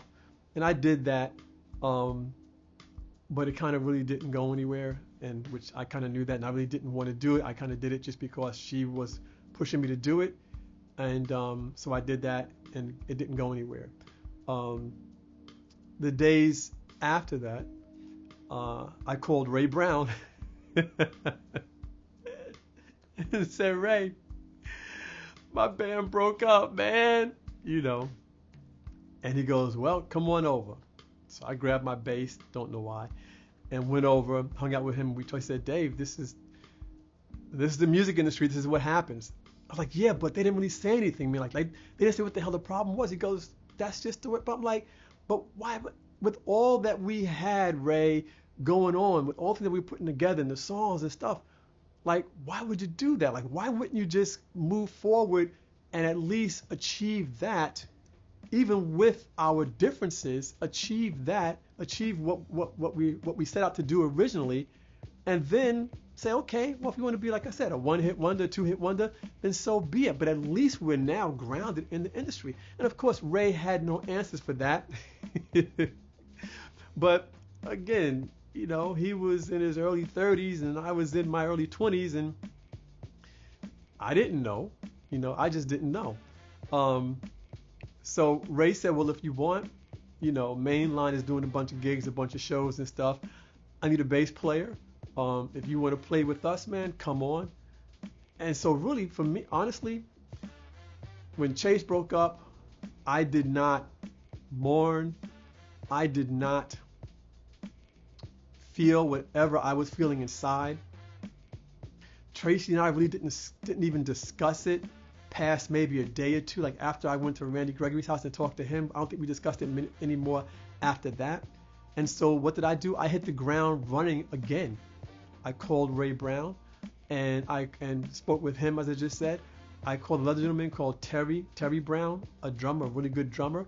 And I called one of my coworkers at A&S, Michelle, who's a really good singer. And I began to put Chace 2 together, right? Now, going to stop me. I'm going to do what I got to do. I'm going to get these songs out there. I'm going to get Chace out there. I'm going to do this, period. I'm going to do this. And so for the next 6 months, I think it was, me and Tracy worked with Terry on drums and Michelle vocally. But we had no keyboard player. We had no guitar player. Michelle was now the new lead singer replacing Vicky. So all we had was vocals. I would work with Michelle and Tracy on the vocals of both songs, of all three, of What You Gonna Do For Me, Going Off and Reaching, the same way Wayne worked with us, you know, a year or so earlier, to get their vocals together. Tracy showed her all the things that she had been doing with her and Vicky, you know, and getting the vocals up, right? But it never worked. I never found another keyboard player, never found another guitar player. I never found a cohesive unit to put together to make Chace 2 really work. At least the first iteration of Chace 2, I never really did that, right? And that fell apart. I know at that time I was carrying the weight of the breakup on my shoulders and was totally unconscious of it, right? Like literally I was devastated and was just totally unconscious of it. I was in shock and totally unconscious of it. Only thing on my mind was, we gotta put another band together. One monkey don't stop the show. Keep on moving. Plain and simple. So the things between with Michelle and Terry didn't really kind of work out because I didn't have the rest of the band together. Now, there's a picture of the three of us in the studio working things out, you know, in Cassatt Studio on Long Island, working things out. And but you can, if you look at this picture, you can look at my face and you can see the sadness in my face in that picture, you know. And I did not feel what the camera captured in that picture, you know. I just looked really, really out of it, right? I really do. Of course I was. Just didn't know it. I just didn't know it, right? And here's the thing. The breakup of the band, I'm not going to get deep into this because there's other episodes I'm going to really start getting deep into in terms of me and music and my emotional side and stuff like this. So I'm not going to get deep into this right now, but you know, the breakup of the band just compounded other issues that were traumatic to me in my life prior to that. Family issues, my brother being killed, my parents divorcing and separating, all those things, were still in me. All those things prior to putting Chace together were still in me, and Chace just compounded it. So I began, well, not at that time. Fast forward, I understand now why when you look at my face, you see the sadness on my face in that picture, right? But why I kept going. Why I just blocked everything and just pushed it all down and kept going. So all of the pain I was in, the devastation I was in, the shock I was in, the disbelief I was in, the betrayal I was feeling at that time, the lack of the friendship, the lack of my dream, the band stream, all that stuff I was feeling, all of that heavy stuff that I was feeling, just pushed it down in me and grabbed Michelle, grabbed Terry on drums, grabbed Tracy, let's go in the studio and start working out some stuff, just drums and bass, getting drums and bass tight along with vocals and stuff. And as I move forward, I'll grab a keyboard player, I'll grab a guitar player. The other challenge was that Vicky had two positions. Vicky sang lead vocals, she also played piano. So now I had to find a lead singer, a dedicated lead singer, and also a dedicated keyboard player, synthesizer player. That was an issue. So the whole little four-piece network, little quartet with me, Tracy, Terry, and Michelle really didn't work, and I got discouraged and just kind of faded out, right? I began doing the gigs and stuff with Ray Brown and with Mainline and doing gigs and shows, and Lord, we did a ton of them. And I've been trying to get Ray on the show since pre-COVID. I've been trying to get him on the show since like 2019, 2020. But his schedule and my schedule just keep doing this, right? But I really want him to come in because that time I spent with Mainline and playing bass and doing gigs and shows and little local tours and stuff with them, we got stories. We got some fun stories, some really good stuff. And he has great stories. He also played in the band Ecstasy, Passion, and Pain. I forgot about that. He played in Ecstasy, Passion, and Pain also. So Ray has really good stories about his own career, right? As a keyboardist, musical director, and composer himself, along with the Mainline stuff that I was involved with him. And I think I played in Mainline, I think a year and a half, maybe just under 2 years, I think it was, something like that. A lot of fun. So I did that with Ray and with Michelle and Terry first, like January, February, March of 1984. And then when Terry and the little quartet began to fall apart and dissipate, I just worked on playing with Mainline and Ray. And like everything else, playing with Ray and Mainline, that helped me to forget the breakup, at least on the surface level. Inside here, no. It was just resonating all in here and all in here throughout my whole body. And that breakup played a very instrumental part of my life over the next 40 years. And again, I may tap in on that here in this episode, but I'll probably do the bulk of it for what I want to talk about later on in a month or two. All that kind of stuff. So I'm playing with them, and that's kind of dissipating and falling apart. And I'm playing with Mainline and with Ray and all these crazy gigs and stuff and having fun, right? And I met this young lady again at A&S, and she worked back in the collections department. And her name was Tammy, and she was a singer. She sang. So I said, oh, I need a singer. I'm trying to put my band together again so I can pick up where my first band left off and, get deals. Wiley Hicks was still in the picture with me. I don't know with him. He offered all of us, if you want to do something, let him know. So I stayed in touch with him all the time. I began writing solo songs for myself as an artist, and I began producing other artists at the same time and just building my little recording studio. And I began building my studio in '84 as well, all those things. But I met Tammy, and she had an okay voice. She needed a lot of work on her voice, but she had a nice sounding voice. And I felt if I worked with her, I can get her voice up to speed to handle the songs. The other side of it is that Vicky was such a powerful singer. If you don't match Vicky power for power in those songs, the songs don't work. So you can be a really good singer, but Vicky was a very progressive power and power singer at the same time. So if you don't match that, then the songs kind of don't work. And again, me being young and me just now beginning to embark in songwriting and production, I know that, but I'm figuring maybe I can produce the songs in a way and take them down a notch or something, so that Tammy can sing them.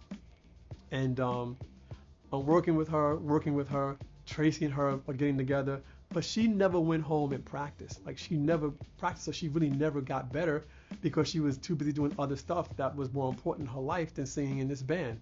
And I wanted people in the band, in the new version of Chace, who were going to be dedicated to the band. So, but I also needed a keyboard player. So I reached out to Tammy, said, "Hey Tammy, you know a keyboard player?" She goes, "Yeah, I do." I said, "Oh, well, can you give him my number or bring him to one of our rehearsals where we can kind of talk and have at a little bit?" She goes, "Yeah." I said, "Okay." So at one of our rehearsals that came up, and meeting that came up, she brought him down. The gentleman's name was James Preston Jr. Right? Jimmy was and is my boy. He had a Fender Rhodes keyboard, and he'd bring it to the house. We get together, we talk about music, we play and we jam together and stuff like that. Really, really, really good pianist, I'm going to say, and keyboardist and synthesist.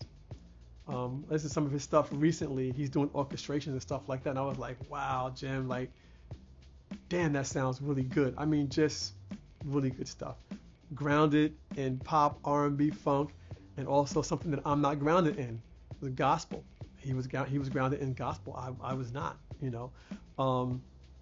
straight up funk, R&B, but he was also grounded in jazz as well, right? And so he was a perfect fit for the group. And I shared with him my plan, what happened with the previous members, what I was trying to do, how I wanted to run the band, and at this point I had made a decision. This band, this is it. I'm the leader. I put the band together, and that's it. And that was my thought about it at that time moving forward. And he was in. He's like, "Nah, this sounds good, Dave. I'm in." And he was all in. I mean, all in, all in. So now we're rehearsing. We still don't have a drummer. But now it's just me, Tracy, Tammy, and Jimmy on keyboards, getting together, practicing.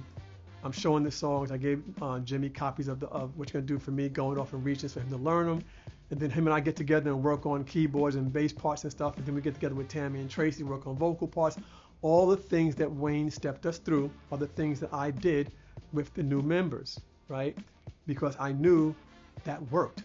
I knew that really worked. But I was still now short. Before I had a drummer, and I was short a keyboard player and a guitar player.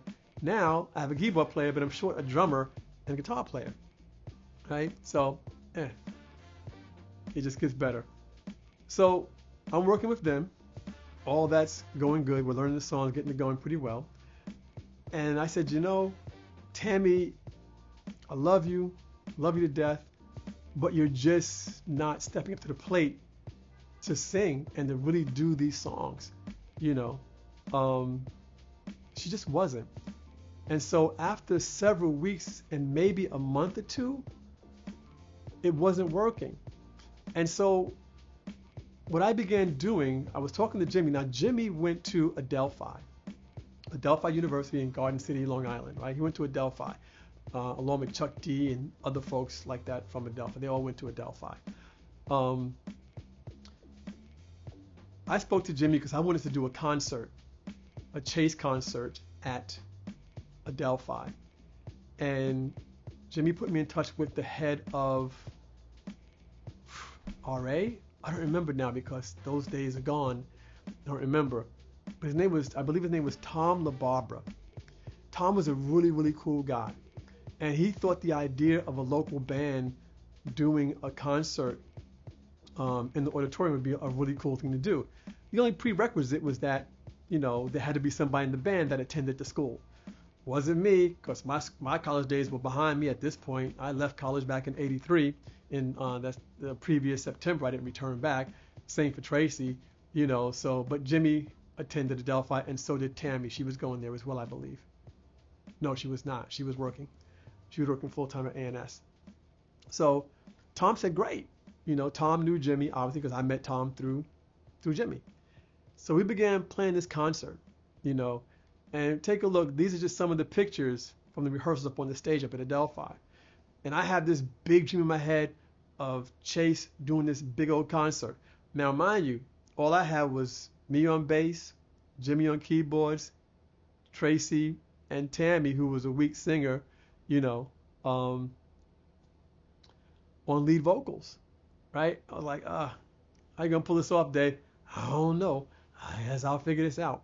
So we're rehearsing now more and more and more at Adelphi up on the stage, as much as we can. I brought Terry back in on drums so he could play drums.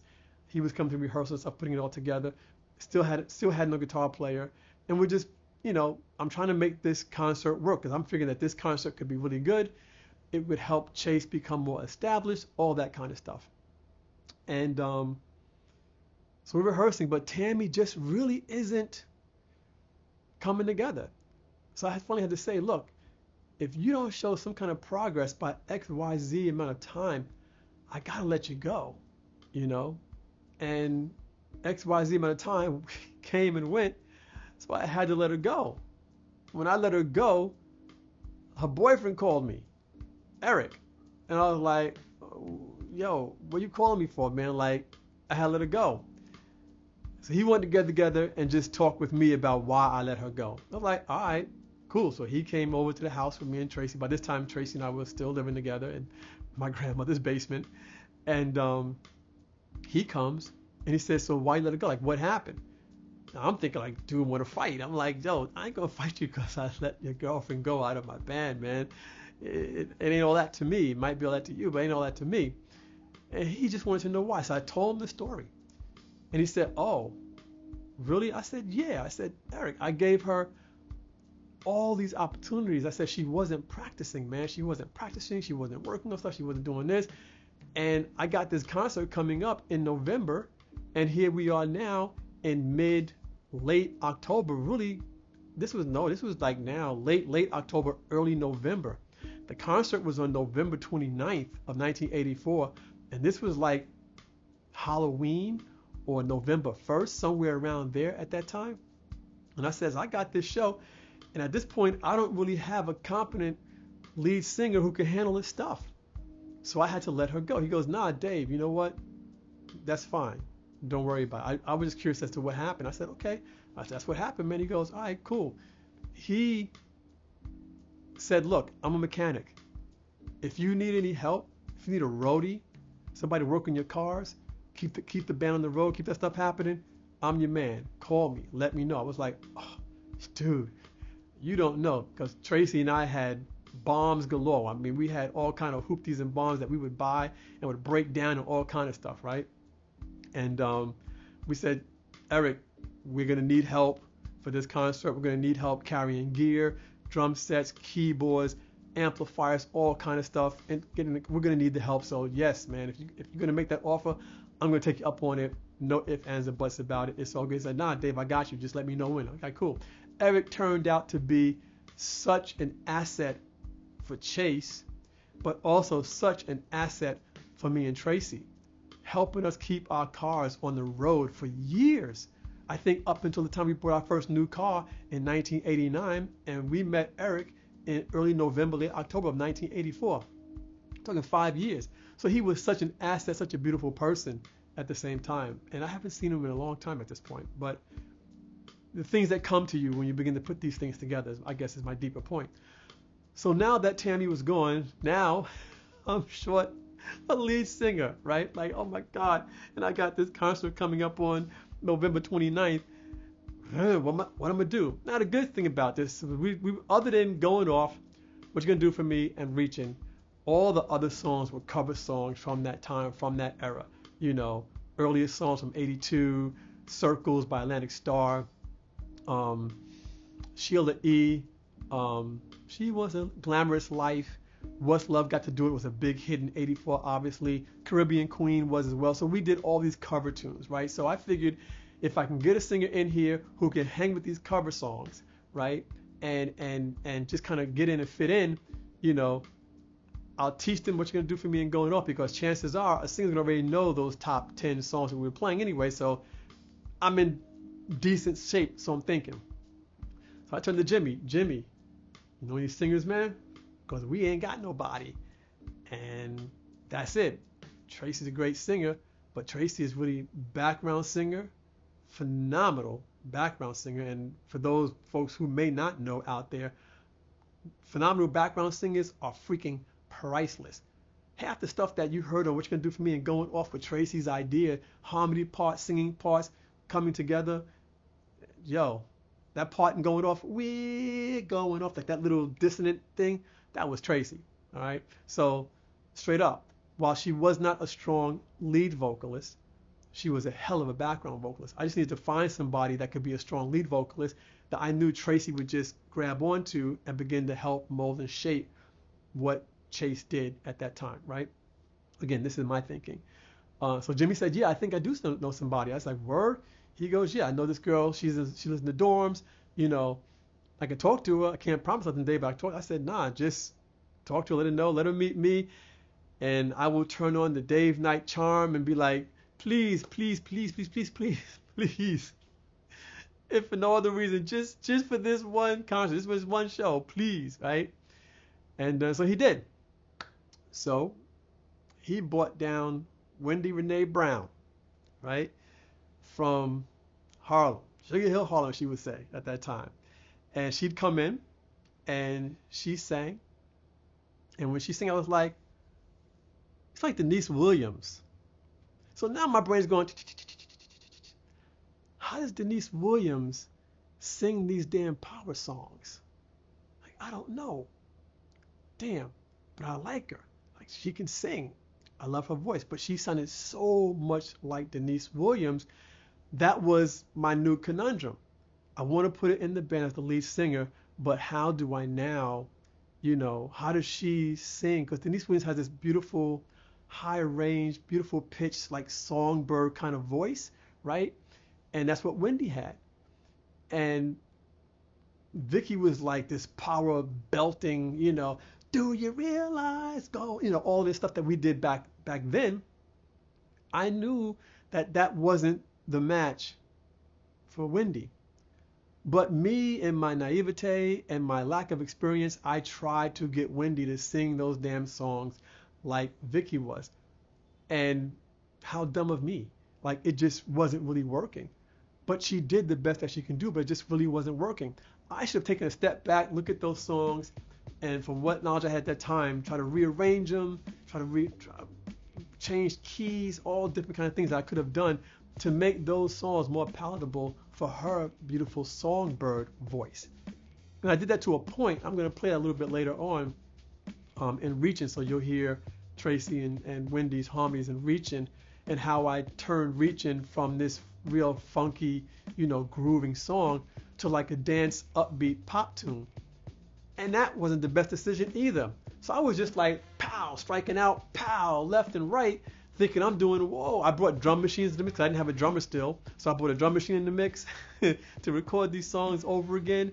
You know, I'll play the stuff. You'll see what I mean. And, but Wendy came in and her and Tracy just like clung like sisters. You know, they began singing, working on harmony parts and stuff together. Jimmy and I kept working on the songs. We would go up to Adelphi and rehearse on the stage. Adelphi let us use their practice rooms with the pianos and stuff, so we'd bring our equipment up there and practice in the practice rooms.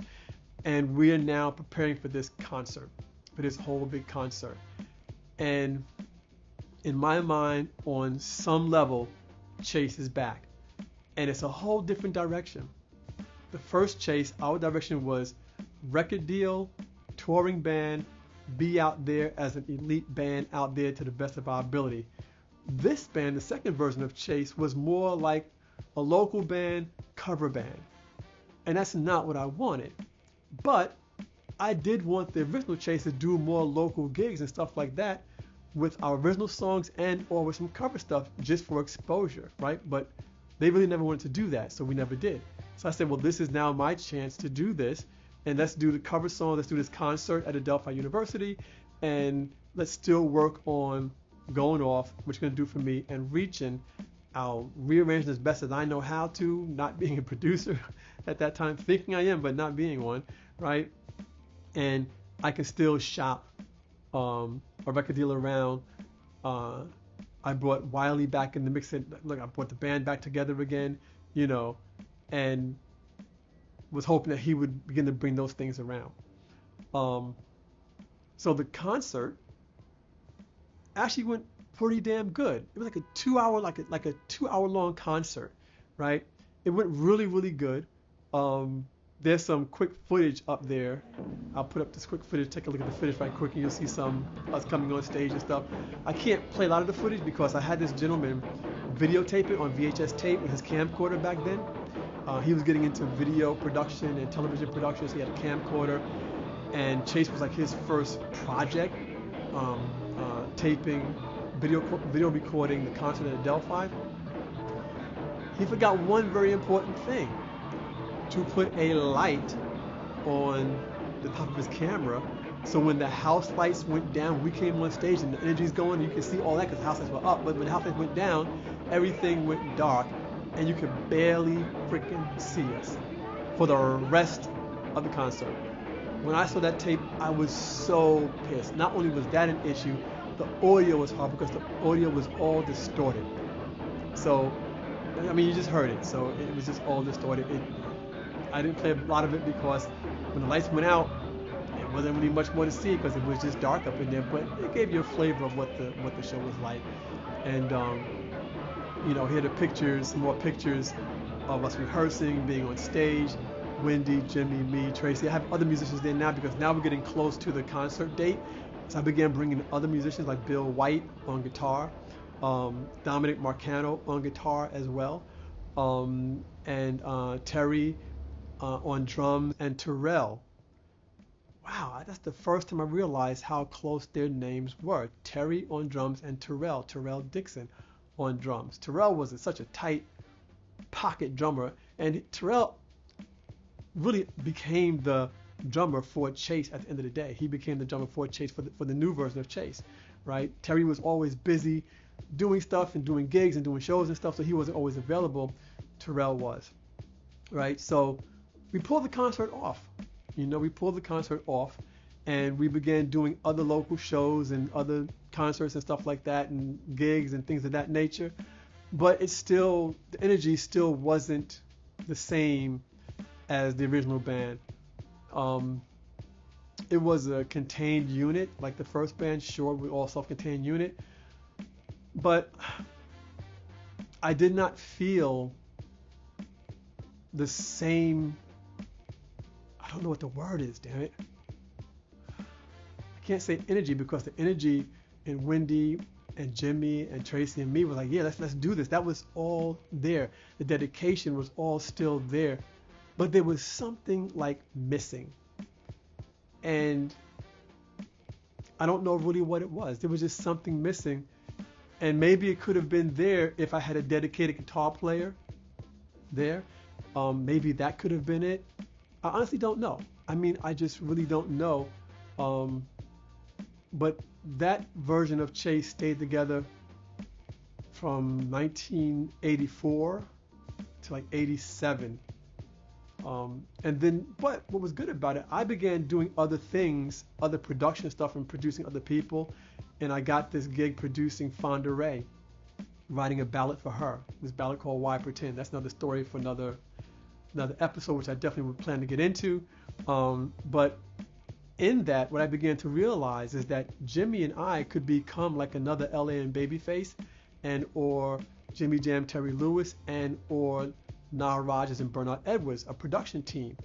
And so I began thinking along those lines, but then I also have Tracy and Wendy that can function as background vocals on projects that I can bring in. So projects that I'm producing, I can bring them in. So this song that I ended up doing for Fonda Ray, for those who don't know Fonda Ray, look up the song Over Like a Fat Rat or Touch Me, Hold Me All Night Long.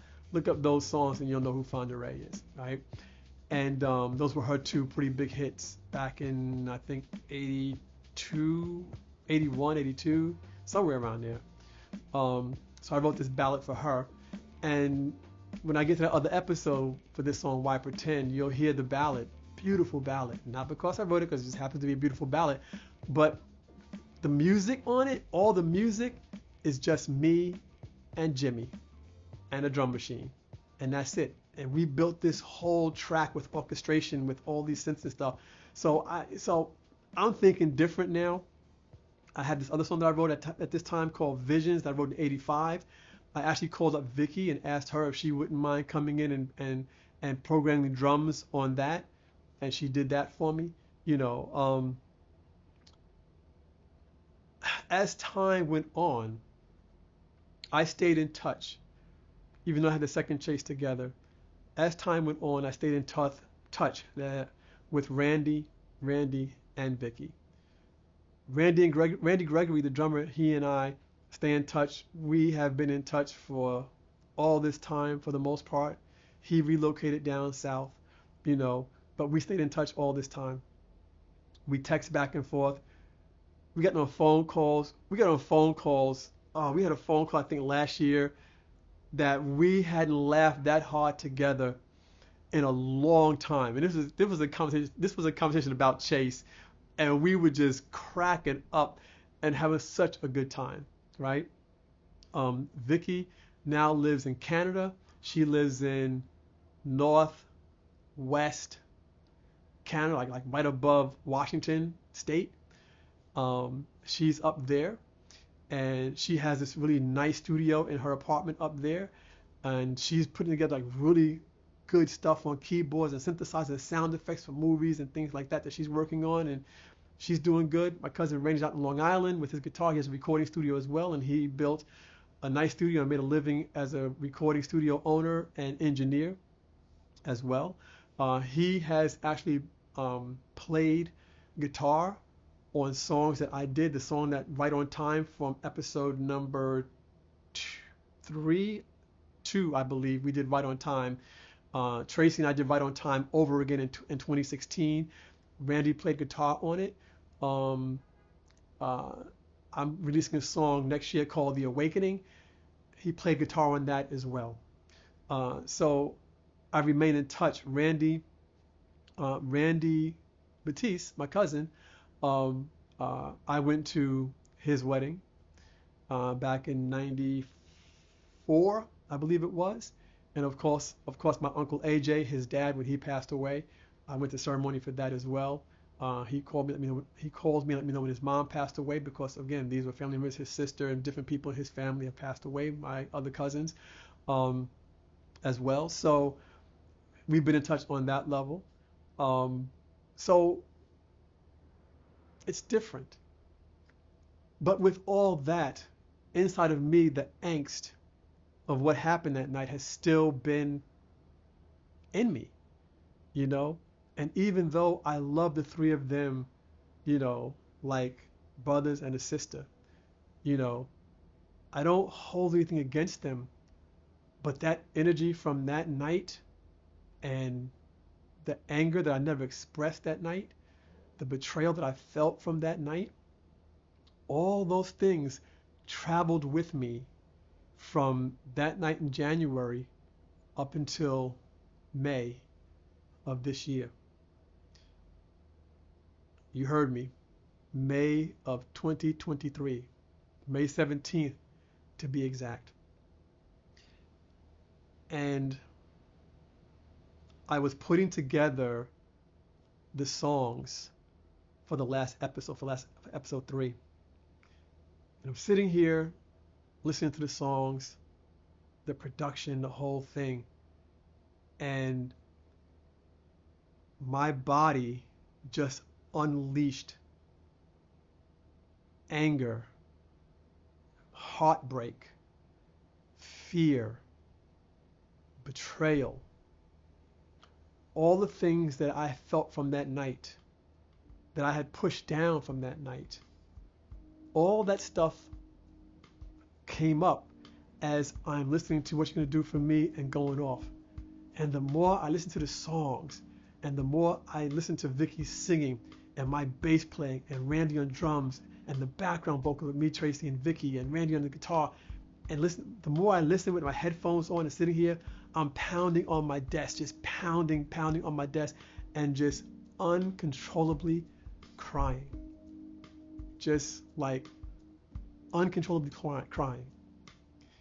And there's still a little bit left, but out of 100%, I got like 99.9% out.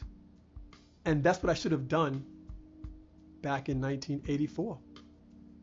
Back in 1984, Tracy and I should have stopped. I should not have called Ray Brown. I should not have gone to Randy Gregory's house to try and talk in hopes of convincing him to convince the others, let's put the band back together and move forward and just talk it out. Her and I should have sat in our little basement studio apartment in my grandmother's house that we were living in at that time, and we should have cried our heads off together. We should have. I was devastated. And Tracy was too. Now Tracy is this hard as rock woman. She really is. All these years. I mean, I've known her since she was 16 going on 17. She's a hard rock woman. She's been through her stuff in life as well. You know, we've gone through our marriage, we've gone through a divorce. And honestly, our divorce was like the last rib, the last Chace rib that was pulled out. It's like they left me, those three abandoned me, which I felt at that time. But now the last person that was with me with Chace was my wife. She like broke out too. It was like, oh, just put me on the cross and just like shoot me. At the end of the day, I had no coping skills. What's really going on here, right? I had no coping skills. But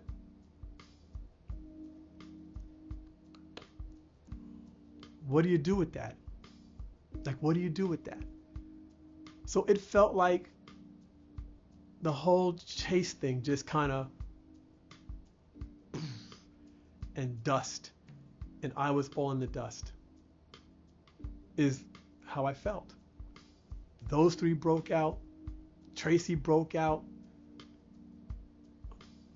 You know, I don't even know what to say. And of course, it still stirs up in me a little bit because I'm just now getting over it. June, 3 months ago. And the only reason I'm getting over it is because I have been going through such a phenomenal healing process since September 21st of last year. And so everything that I was pushing, it's not just Chace, everything that I was pushing down. When I was 6, 7, 8 years old, I ran outside and I saw my dog hanging from the stairwell. That was my first. My mother and father fighting. I'm not, like I said, this is a whole other episode. There's a lot of stuff that happened to me before Chace broke up. I walked out my parents' house with no coping skills whatsoever.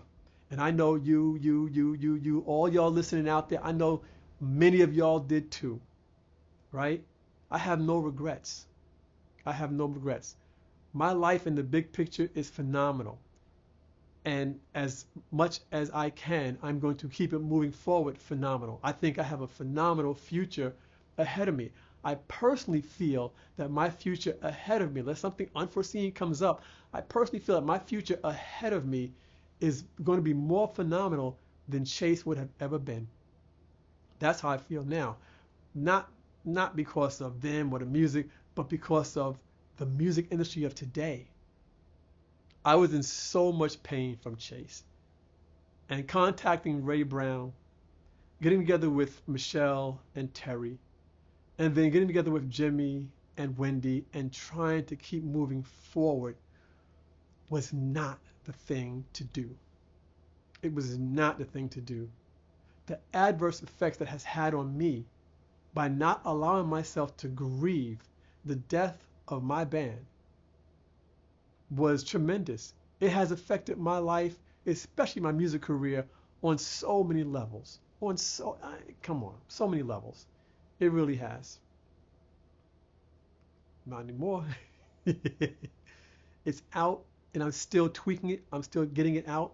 And truth be told, and this I'm gonna shout out to Mike Roselle, because Mike Roselle has been a back in the day fan and listener since almost from the first episode I put out. He came on board, must have been March, April, I believe. I'm sure he knows better than I do, maybe June of 2018 or July that year, and he became a listener.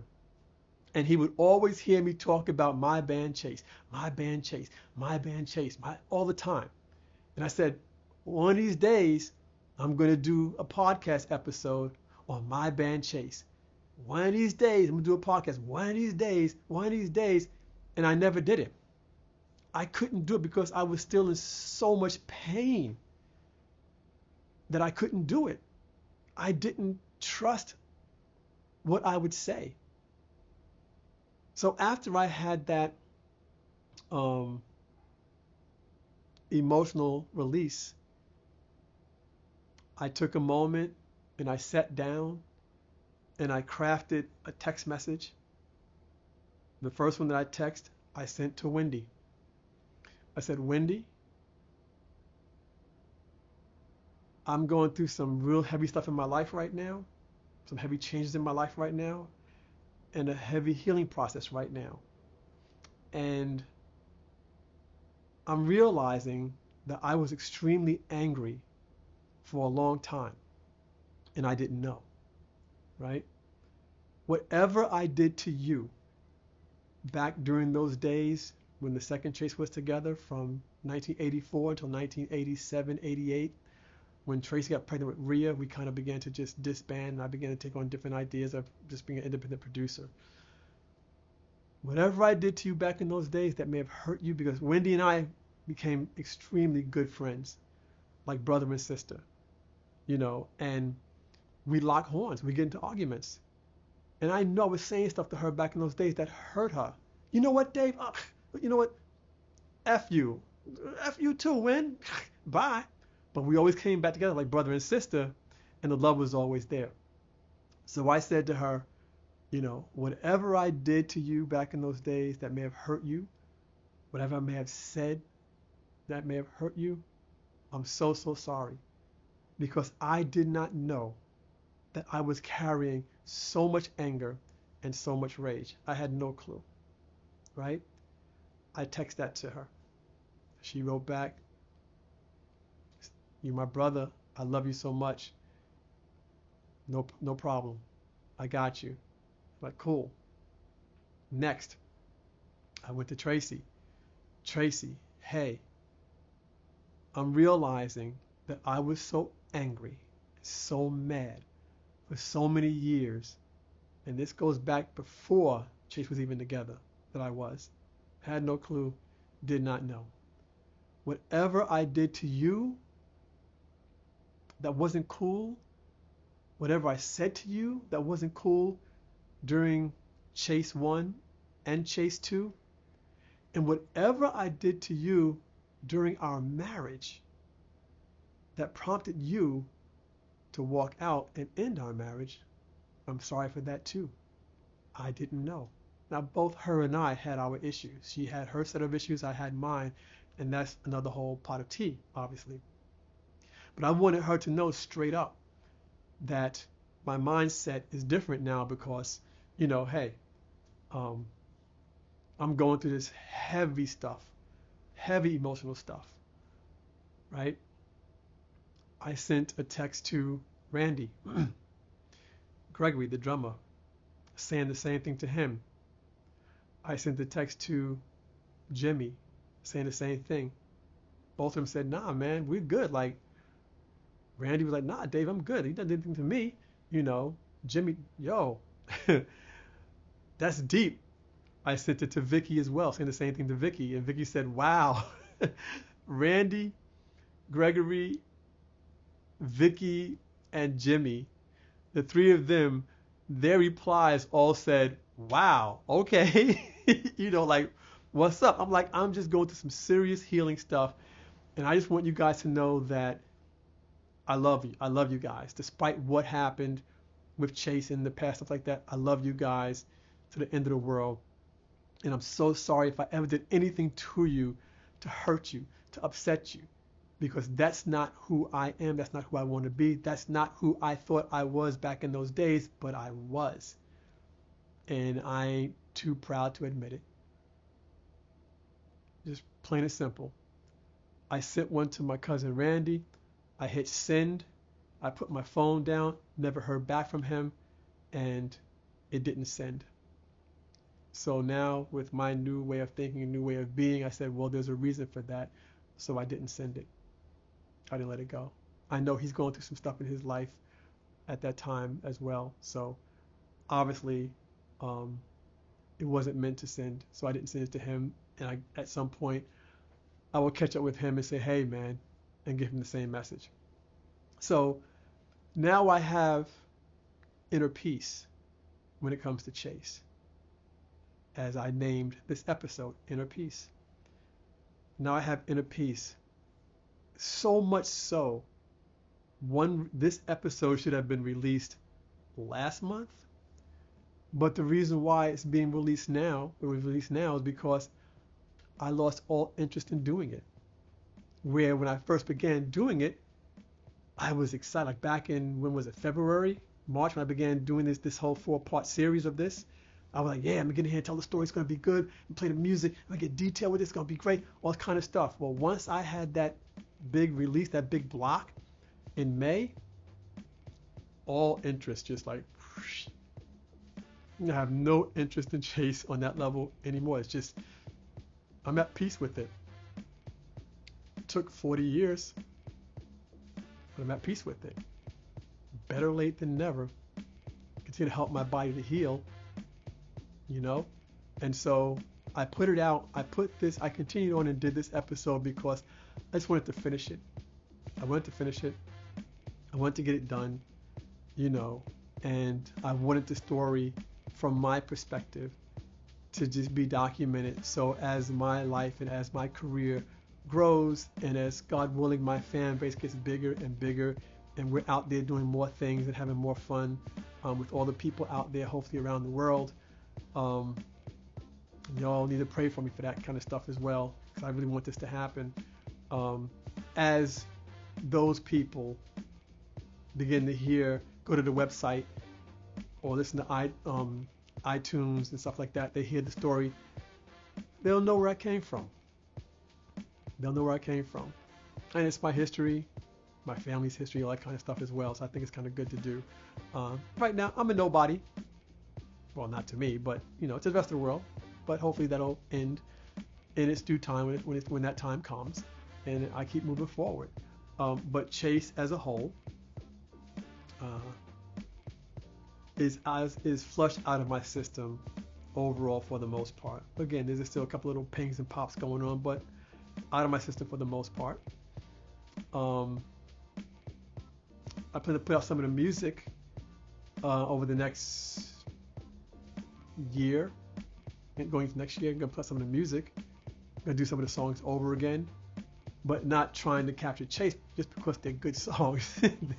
They're just good songs, and I think that people are going to like them. There's a surge of people who are growing now, who are getting into funk and going back to the music that we all grew up in and stuff like that.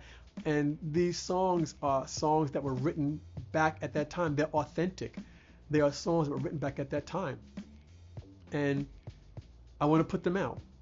I'm going to do a couple of them, 2 or 3 of them over again. I already did one of them over again. I'm going to do 2 more over again as well, and put those out, and I'll let all you guys know when I do it. Of course, you'll know marketing, all that kind of stuff will happen as well.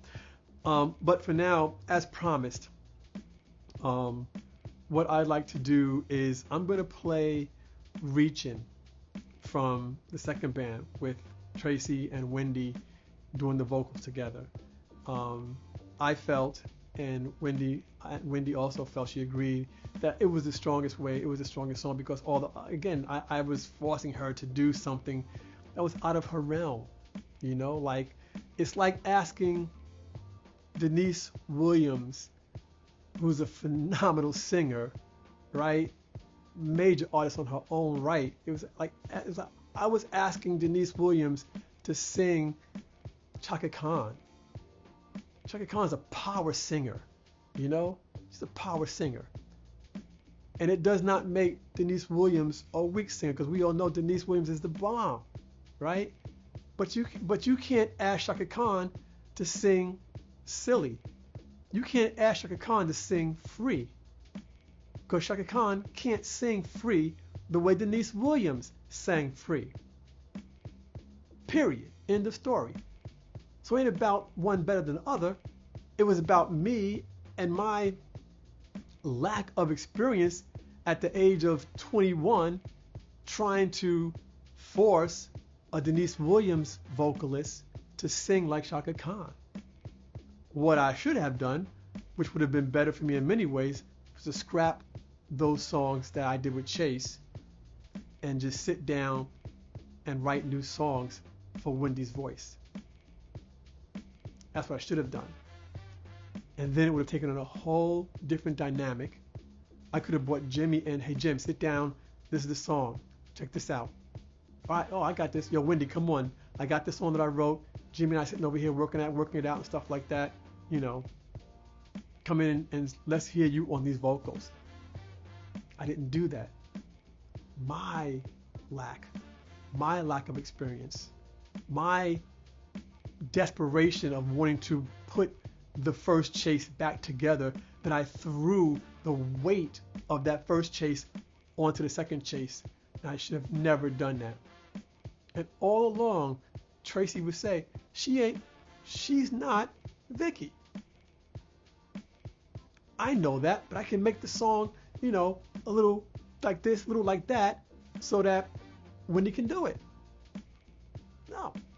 Anyway, let's go ahead and play Reaching. Now, this version of Reaching, my attempt to make the song more pop, which is what was happening back at that time, also more synthesizer at that time, because synthesizer, and I always heard trumpets in Reaching.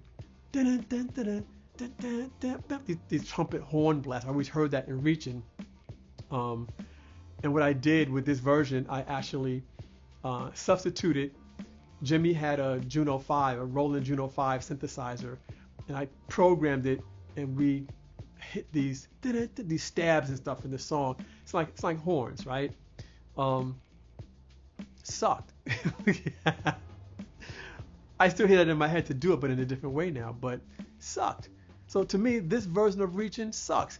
Not because Tracy and Wendy's vocals were weak, not because just my work as a producer sucked, so I didn't pull the best out of the people that I was working with. And it was working with me. I couldn't pull out the best of them. Period. I sped the song up too fast. I used a drum machine on it. I tried programming Randy Gregory's drum beat on the hi-hat and stuff, so all you hear, you know what? Let me shut up.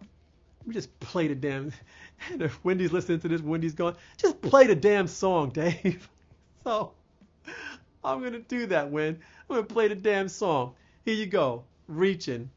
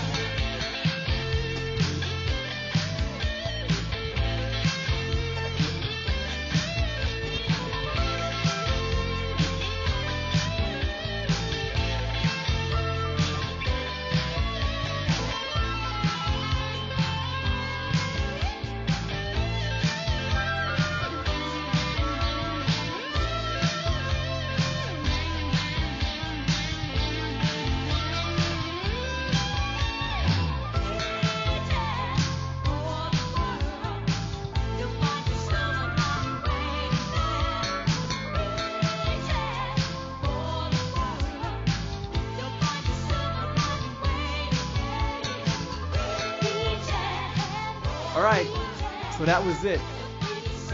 Like I said, I don't cringe when I hear it, but you know, it's underwhelming. And I could have never taken that to a record label and expect to get anything. I just couldn't, and so I didn't. And I knew that in my heart of heart, but really couldn't put it together in my head back at that time. I just really couldn't. We also did Going Off over again, and also What You're Gonna Do for Me. I'm not gonna play those. I have instrumental versions. I'm just not gonna play them because they're just, the production is just so. I mean, Reaching was the best out of the three. It was the best of the three. The production of the other two, Going Off, What You're Gonna Do for Me, just doesn't cut it. Doesn't cut it. Nothing about it cuts it. My bass playing doesn't cut it. I mean, just nothing. The drum machine, it just doesn't. The songs did not translate from live acoustic musicians to drum machines and synthesizers and stuff like that. The songs just didn't translate. So you take those, you take that part of it that they didn't translate properly. You take that part of it, and then you say, okay, now you're trying to get Denise Williams to sing Shaka Khan. And you're playing, I sped them up, I made them fast. I mean, let me stop. Y'all get the picture. You get the point. I was a big screw up back in those days and did not know what the hell I was doing. Didn't know what the hell I was doing. But that's how I learned. It's all those experiences from back at that time, all the mistakes, all the fuck ups, all the screw ups, all that stuff that I did back in those days is what has led me to here. All the pain is what led me to here. And that,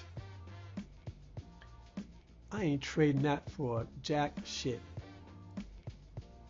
All that dirt, all that trash, all that pain, all that suffering, all that being sarcastic to Wendy, Jimmy, Randy, Vicky, Randy, and of course my first wife and the mother of my 3 oldest children, Tracy.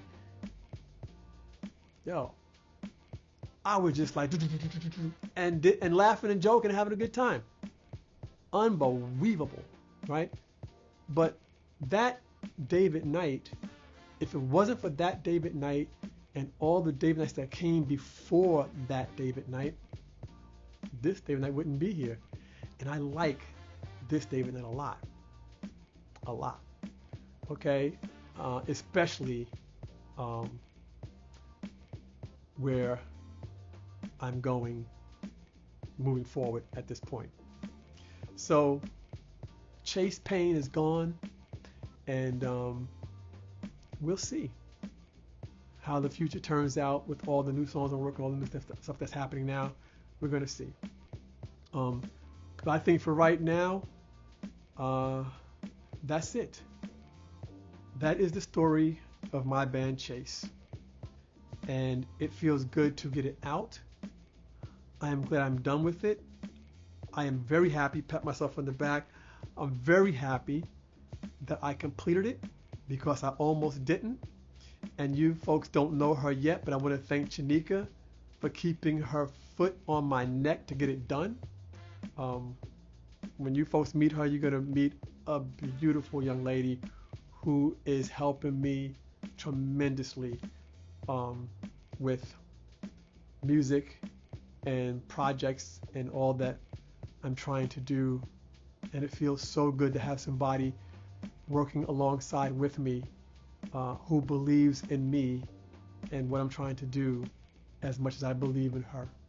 And so, yeah, she put her knee in my neck so I can get this done, because after May 17th, when I had that breakdown and I let out all of my anger, everything I was feeling about Chace and that breakup, when that all released out of my system, that morning, May 17th of this year, wow, that's how much I held on to that. I'm holding on for life for all this shit. When I let that go, I literally had no interest on doing this episode, even though I knew I had to complete it. No interest. Then I had technical issues. I recorded the whole thing at first, then one of my hard drives crashed, and wiped it all out, which told me the things I was saying in that one wasn't good. I wasn't into it. I was so done. I wasn't into it. So I started over from Jump Street. So this is the whole second recording. This one is done. Hallelujah. Anyway, folks, we put an end to this. All right. Thank you so much for those of you who have hung in here for these long form episodes. Thank you to those who have commented, who have said things, be it on Facebook or have emailed me or text messaged me, whatever you did. Thank you so much. If you have any thoughts about this, especially things that I said on what it did to me in those conversations, let me know. Like, what hit you hard like that in your life, maybe. Facebook, if you want to email me, david@davidknightcomposed.com, and you can email me as well, and let me know, or leave a comment on the website. If you want to put a comment on Facebook, you want to put a comment on YouTube, if you don't put a comment on iTunes, fine. Leave a comment on the website. That way, only our fan base reads it. They only see it. They only read it. That's it. Or just email me. Whatever's your flavor, rock and roll with it. All right. And in the meantime, if you really want to help out the show, the episode, and what's going on, go to iTunes. Okay. No longer Stitcher went out of business. They closed Stitcher down. So everything now is on iTunes for the moment. All right. So go to iTunes and rate it and leave a review. Because when you do that, it brings the show up more and more.